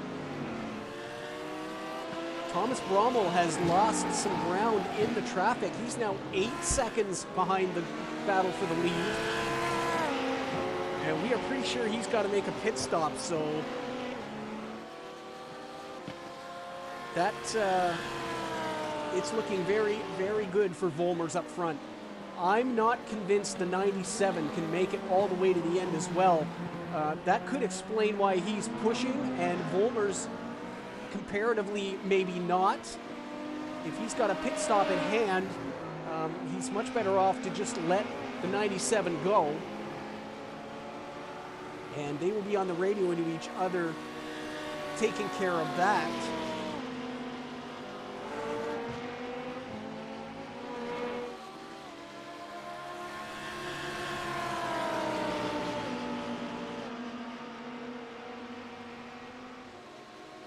Eric Fox, your fourth place car.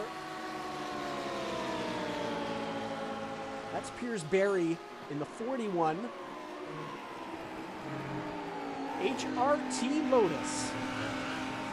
And they're having themselves another good point stay here.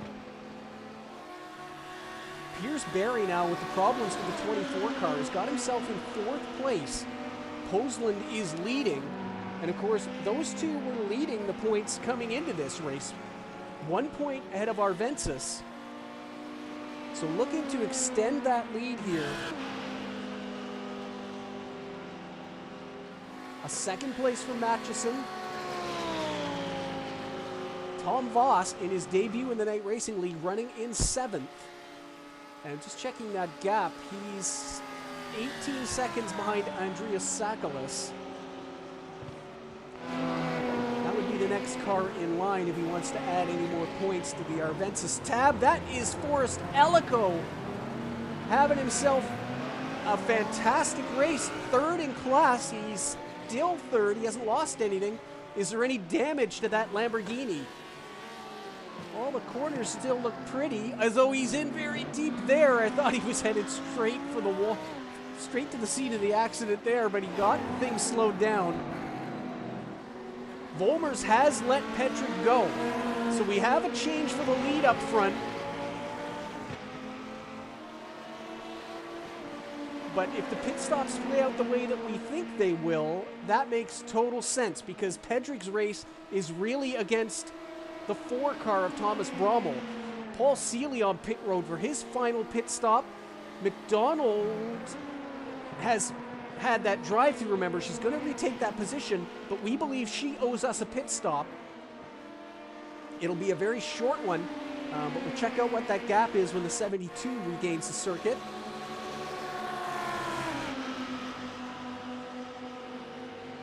There is Kevin Hensel. He is trying to chase down Hugo Ibert. I'm just trying to see what the gap is in AM as Hayden Fowler comes by on the outside, making up laps. It's a 13-second gap in GTM, so Hugo Ibert is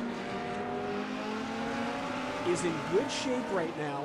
There he is in the 34.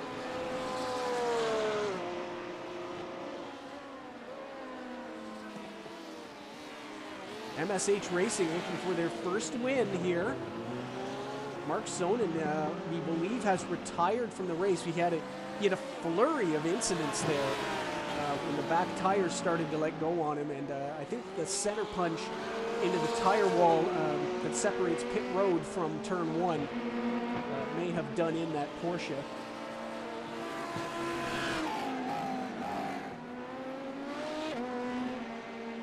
.9 seconds now, the gap in GT Pro. There is Yori Matchison.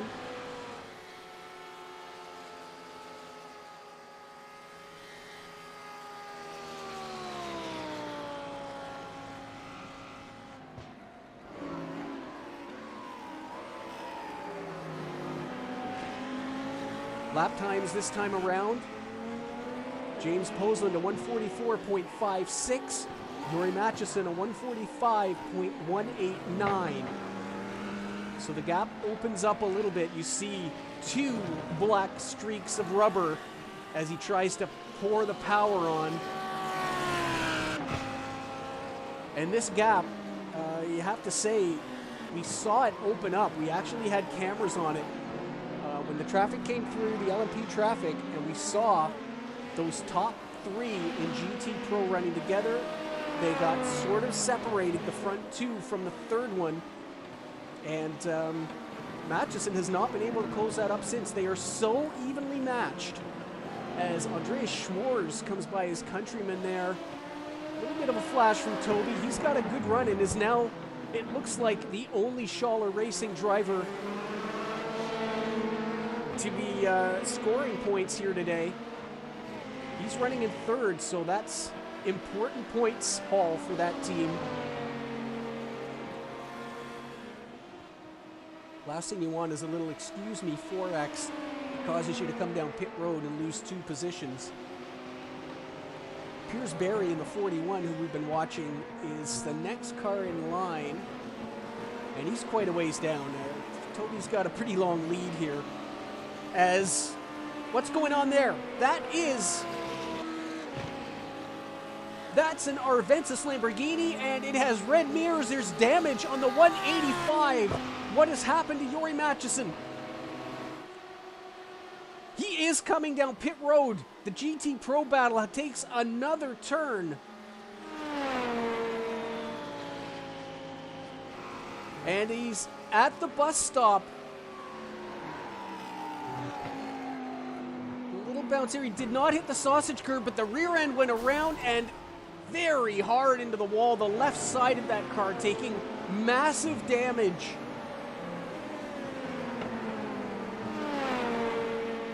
So terrible, terrible turn of event for the race 1 winner.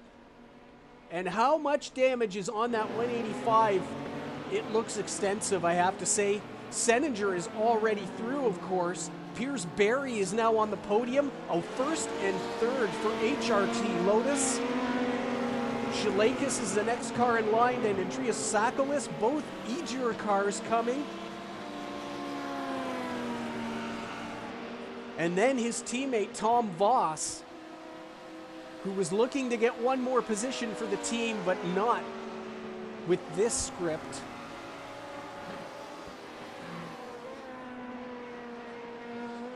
Jennifer McDonald is making her pit stop now. We will see where the LMPs cycle through. Dennis Rotter is already up front. Andreas Schwarz is next in line. He owes us a pit stop. Then it's the 72, Paul Seeley. He's just exiting the bus stop now. That's the battle. We'll see where they cycle through. There's Schwarz currently in 7th. He'll move up 1 spot here. He will be, yes, he will No, he won't. He and Joey Pedri. Well, maybe Thomas Brommel and Eric Fox. You know what? Everybody's coming down pit road. Everybody owes us a pit stop except for Jan Volmers, who exited the pits with 39 minutes left. We think he can go all the way. Seeley is through. You see him down there. This is Thomas Brommel in third. The 72 car in the International Horseshoe, and he is ahead of McDonald, who is right behind. We've got a battle for 7th place. And I'm going to say this is a battle for 6th place because the 204, who is not very far up the road, only 12 seconds, has got to come down pit road. So that's going to be a battle for 6th between the 72 and the 99, currently the Canadian in front.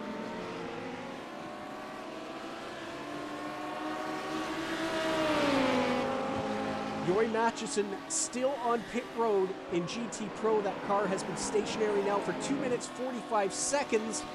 It just now has been released from the pit box. You can see the optional repair is not all done, but if the wheels are pointed straight, he's going to try and salvage what he can here.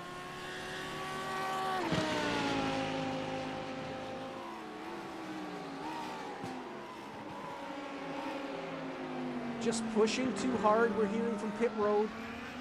They never recovered from that split up that happened. And he was holding the gap and maybe even closing it down a little bit on James, but just a little too heavy on the throttle. The rears let go in the bus stop, and around it went. That car now running 8th in class. His teammate Tom Voss now in 6th. As Eric Fox is on pit road for his final stop. Rotter will take that position.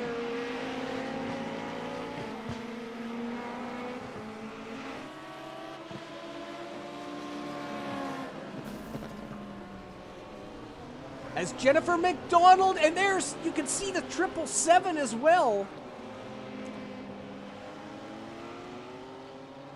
Have they come in contact with each other? So that's going to give a nice gap to Paul Seeley up front.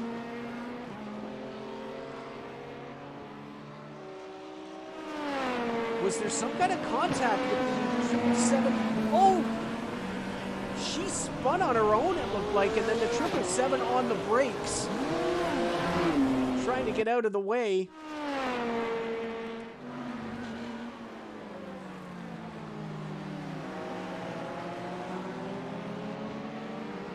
Jaden has had his own issues. Where is Jaden on the timing screen? Oh, there he is right there. 1, 2, 3, 4, 5, 6, 7. He's running in 8th place as well in GTM after his crash in the bus stop. You see somebody off and regaining, I think that was Andreas Schwarz. Saw some dirt there, just trying to find a car. What is the gap now? Yeah, it was definitely Andreas Schwarz. Dennis Rotter is making his final pit stop now. Well, that gives Eric Fox back 4th position. We'll have to see where that cycles through. The gap now is 9 seconds from Andreas Schwarz.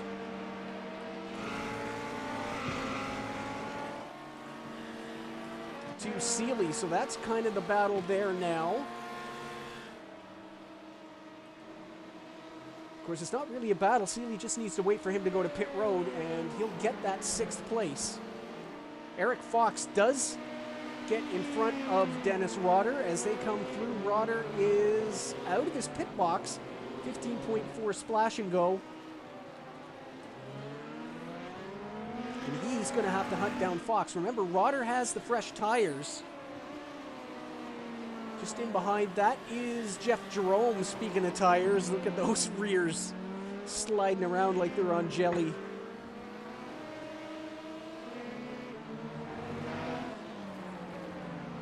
Pedrick now a 4.5 second gap, but we are thinking he owes us a pit stop as well, and that will release Jan Volmers to the race lead.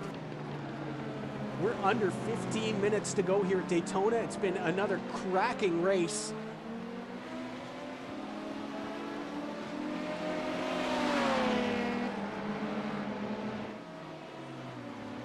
So Petrig and Schwarz, and we believe that is it for LMP.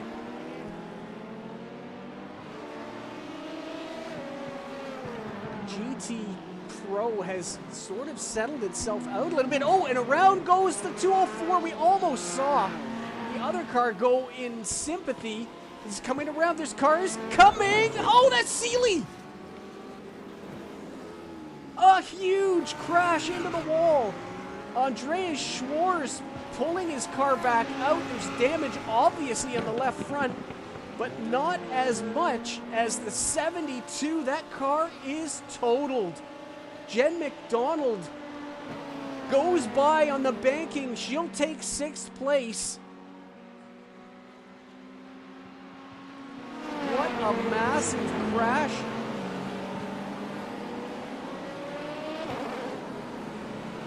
As Schwarz, yeah, he's cooked it in 6 and come around.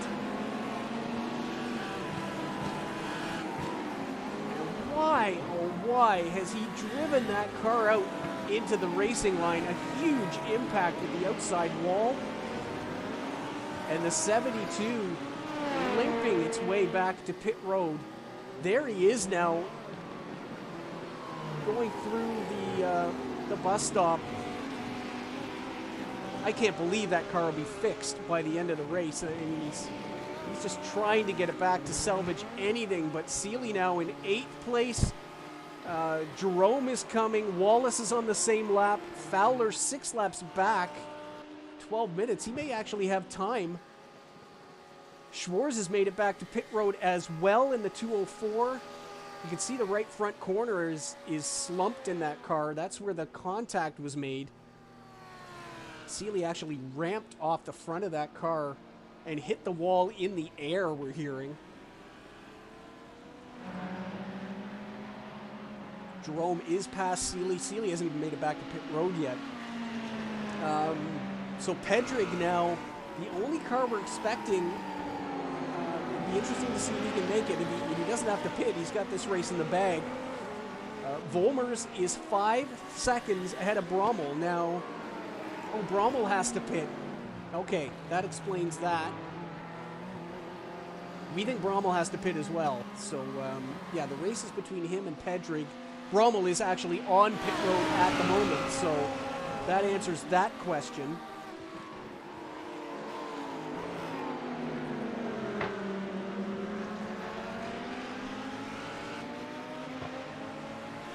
That is Kevin Hensel, your 2nd place car. He's running behind Piers Berry.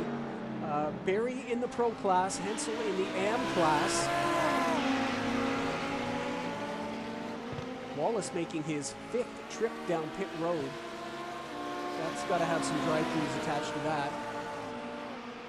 Brommel was stopped 11.8 seconds, so there he is back on circuit, good to go. Less than 10 minutes remaining in race number 2. Got a nice glimpse there of Lincoln Russell of the 29. He's running 4th in AM, so a very good day for Apexology, although issues for the 101 car. Salih had that big crash at the bus stop. But Russell, making his first race here in Season 4, is going to finish in the top 4. They are feverishly working on the 72, but we're hearing that they're going to get the mandatory damage fixed. But if that doesn't include the left front suspension, if they can't get that wheel back on the ground, then the 72 is going to have to be retired. And what looked like a 6th place finish. He had McDonald on the track. Pedrig has fallen back behind his teammate. Volmers now has got the lead. There must have been a little bit of an off down in turn number 1. He has not come down pit road. So that 4-second lead is gone, and the 32 car is back out front.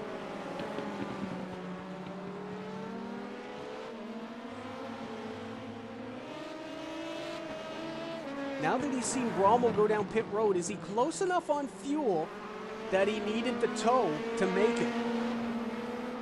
We'll just see how this plays out. We have 8 minutes to go. But the Element Sim Racing cars have flipped positions. We thought it would happen on pit road. It has not. It's happened on track.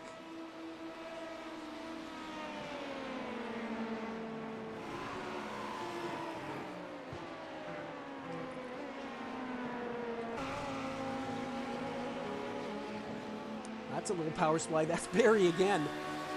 He and Kevin Hetzel are having themselves a nice little race here, even though it's not for position. It's another new element that we have brought here. There is Pedrick, so he lost the 4 seconds, but it really didn't affect the race at all. We figured he had to come down pit road.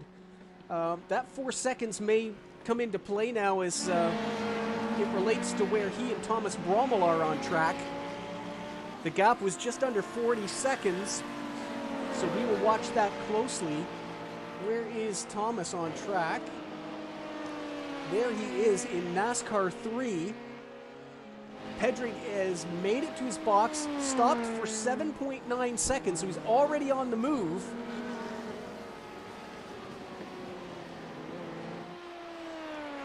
And I believe he's going to maintain that position for sure. Brommel now enters turn 1. He's off the limiter. And Joey Pedrick back on track in second place. There is Brommel.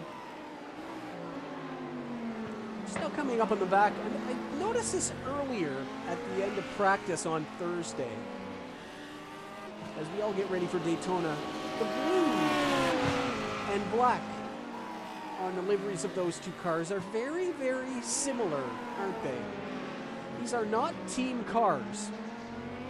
But this new color scheme that Unleash has unveiled for the Daytona 24 is very close to that of the Arvensis Lamborghinis. I wonder if there's some sort of secret partnership we don't know about yet. Certainly two of the very, very top teams in this class. Dennis Rotter, speaking of Unleashed, has caught the back of Eric Fox, so that is a battle for fourth in LMP as we approach the final 5 minutes here. That would be your only battle right now.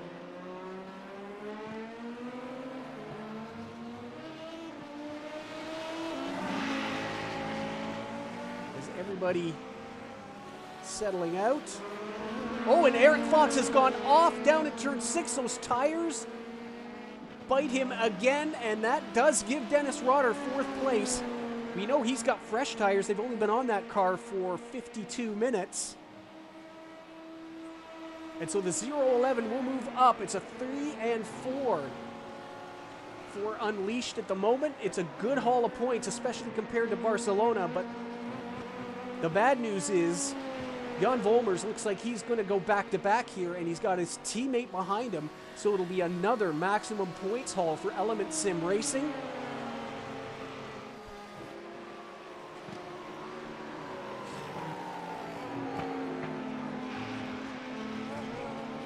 He exits a butt stop behind Jaden Manathan-Garin. I think I've done that twice to you tonight, Jaden. Don't even have a Jason in the series, so I don't know where that's coming from.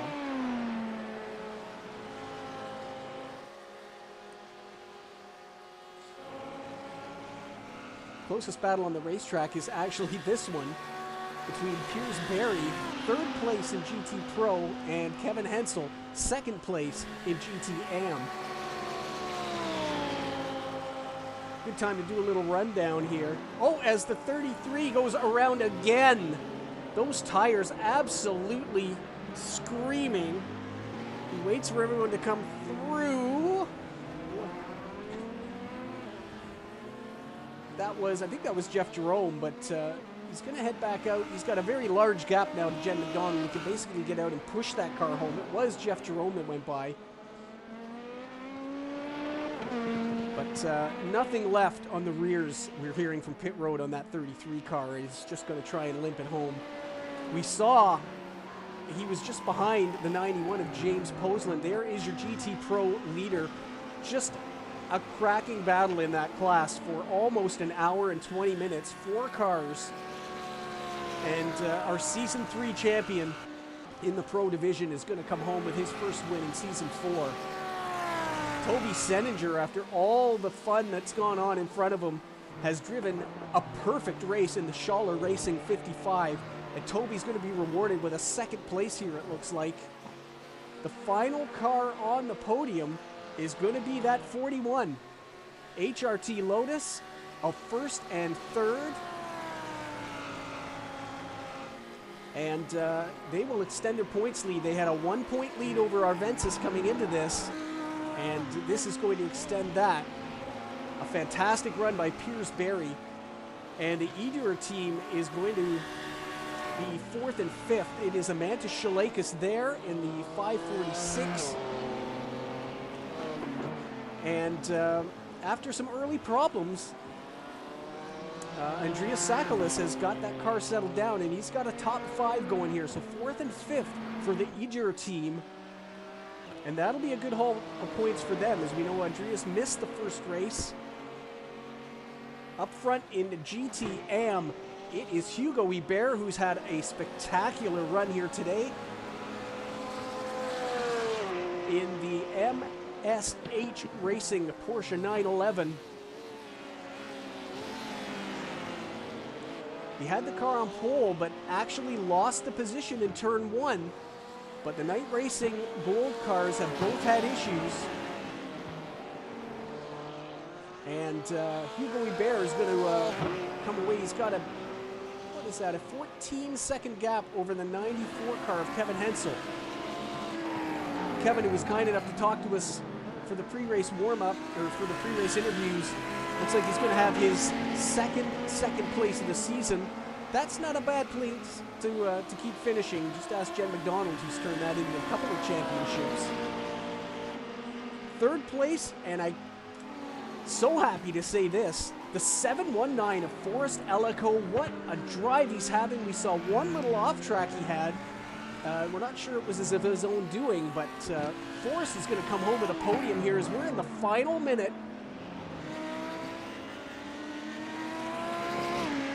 Jan Volmers has been given the 1-to-go signal.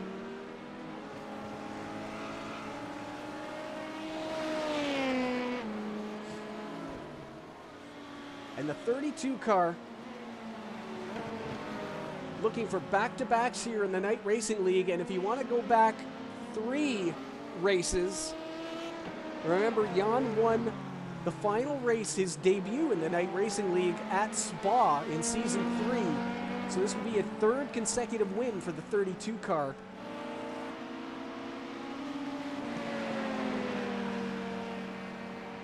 He comes around the Apexology Ferrari of Lincoln Russell.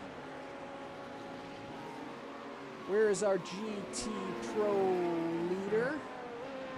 Oh, he's right in front. He's right in front. So if he passes this car, that's it. There will be no last lap for the Audi. They're all going to get the checkered flags together. It's back-to-back wins in Season 4 for the 32 of Jan Volmers, winner at Daytona. And right in behind him, James Posland will take the top spot in GT Pro. A fantastic race, surviving a 4-car battle. And just out of the bus stop comes the 34, your race winner in GTM, his first win in the Night Racing League.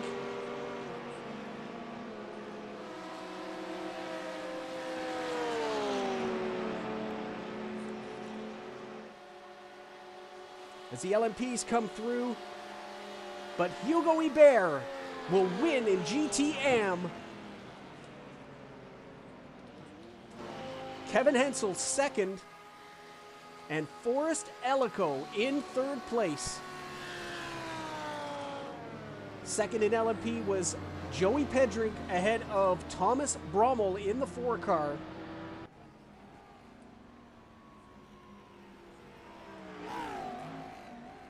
Dennis Rotter and Eric Fox round out the top 5.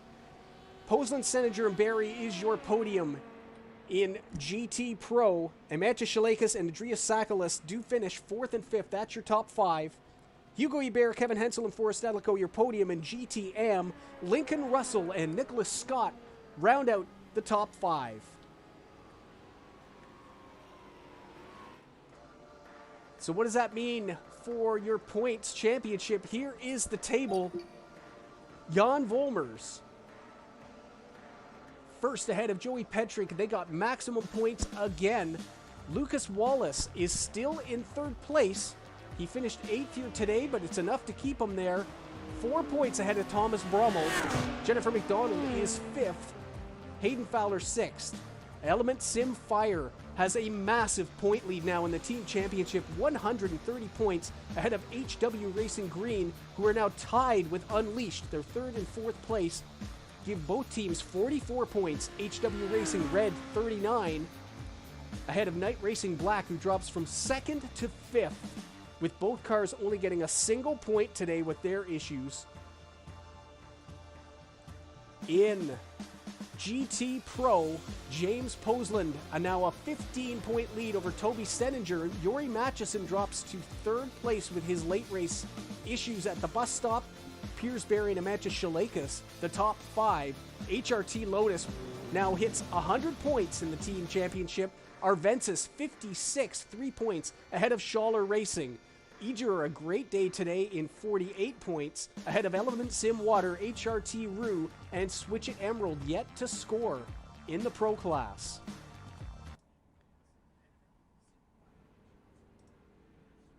In GT-AM, Kevin Hensel leads 10 points ahead of his teammate Jaden Manathan-Karen. Hugo Ebert is 3rd with his race win here today. Marcel Struff and Forrest Alico, your top 5 in a massively competitive GT-AM class. Night Racing Gold leads the team championship at 98 points ahead of Apex Ology, who moves into 2nd place. Night Racing Red, with a podium here today, moves into 3rd ahead of MSH Racing and Switch It Ruby. It's going to be a fascinating season as the classes continue to tighten up. Our next race in the Endurance Championship will be on the 26th of February at Silverstone. Then we do Sebring, Mid-Ohio, and Le Mans. But of course, our next race is going to be, all these teams are going to do the 24 hours next weekend. And the next special event, we'll see our challenge series kick off and running. We'll have a 90-minute GT3 only challenge race at Bathurst the week before the 12 hours for everybody to get themselves set up for that and have some fun. And the challenge races is open to everybody, so no points. You're going to see the LMP and GT drivers all together in a 90-minute race, still with the incident limits. We'll see how that works. 10X and 6X at Bathurst. So we're looking forward to that. That is our next race, and we'll have all the coverage here on YouTube. So check that out, February 6th at 1700 right here on the YouTube channel. That's it for us from Daytona. We wish everybody luck tomorrow. Everybody the best of luck tomorrow in the IMSA 240, and of course at the 24 Hours of Le Mans next Saturday. We hope you've enjoyed the coverage here today in the Night Racing League, and we will see you February 5th at Bathurst.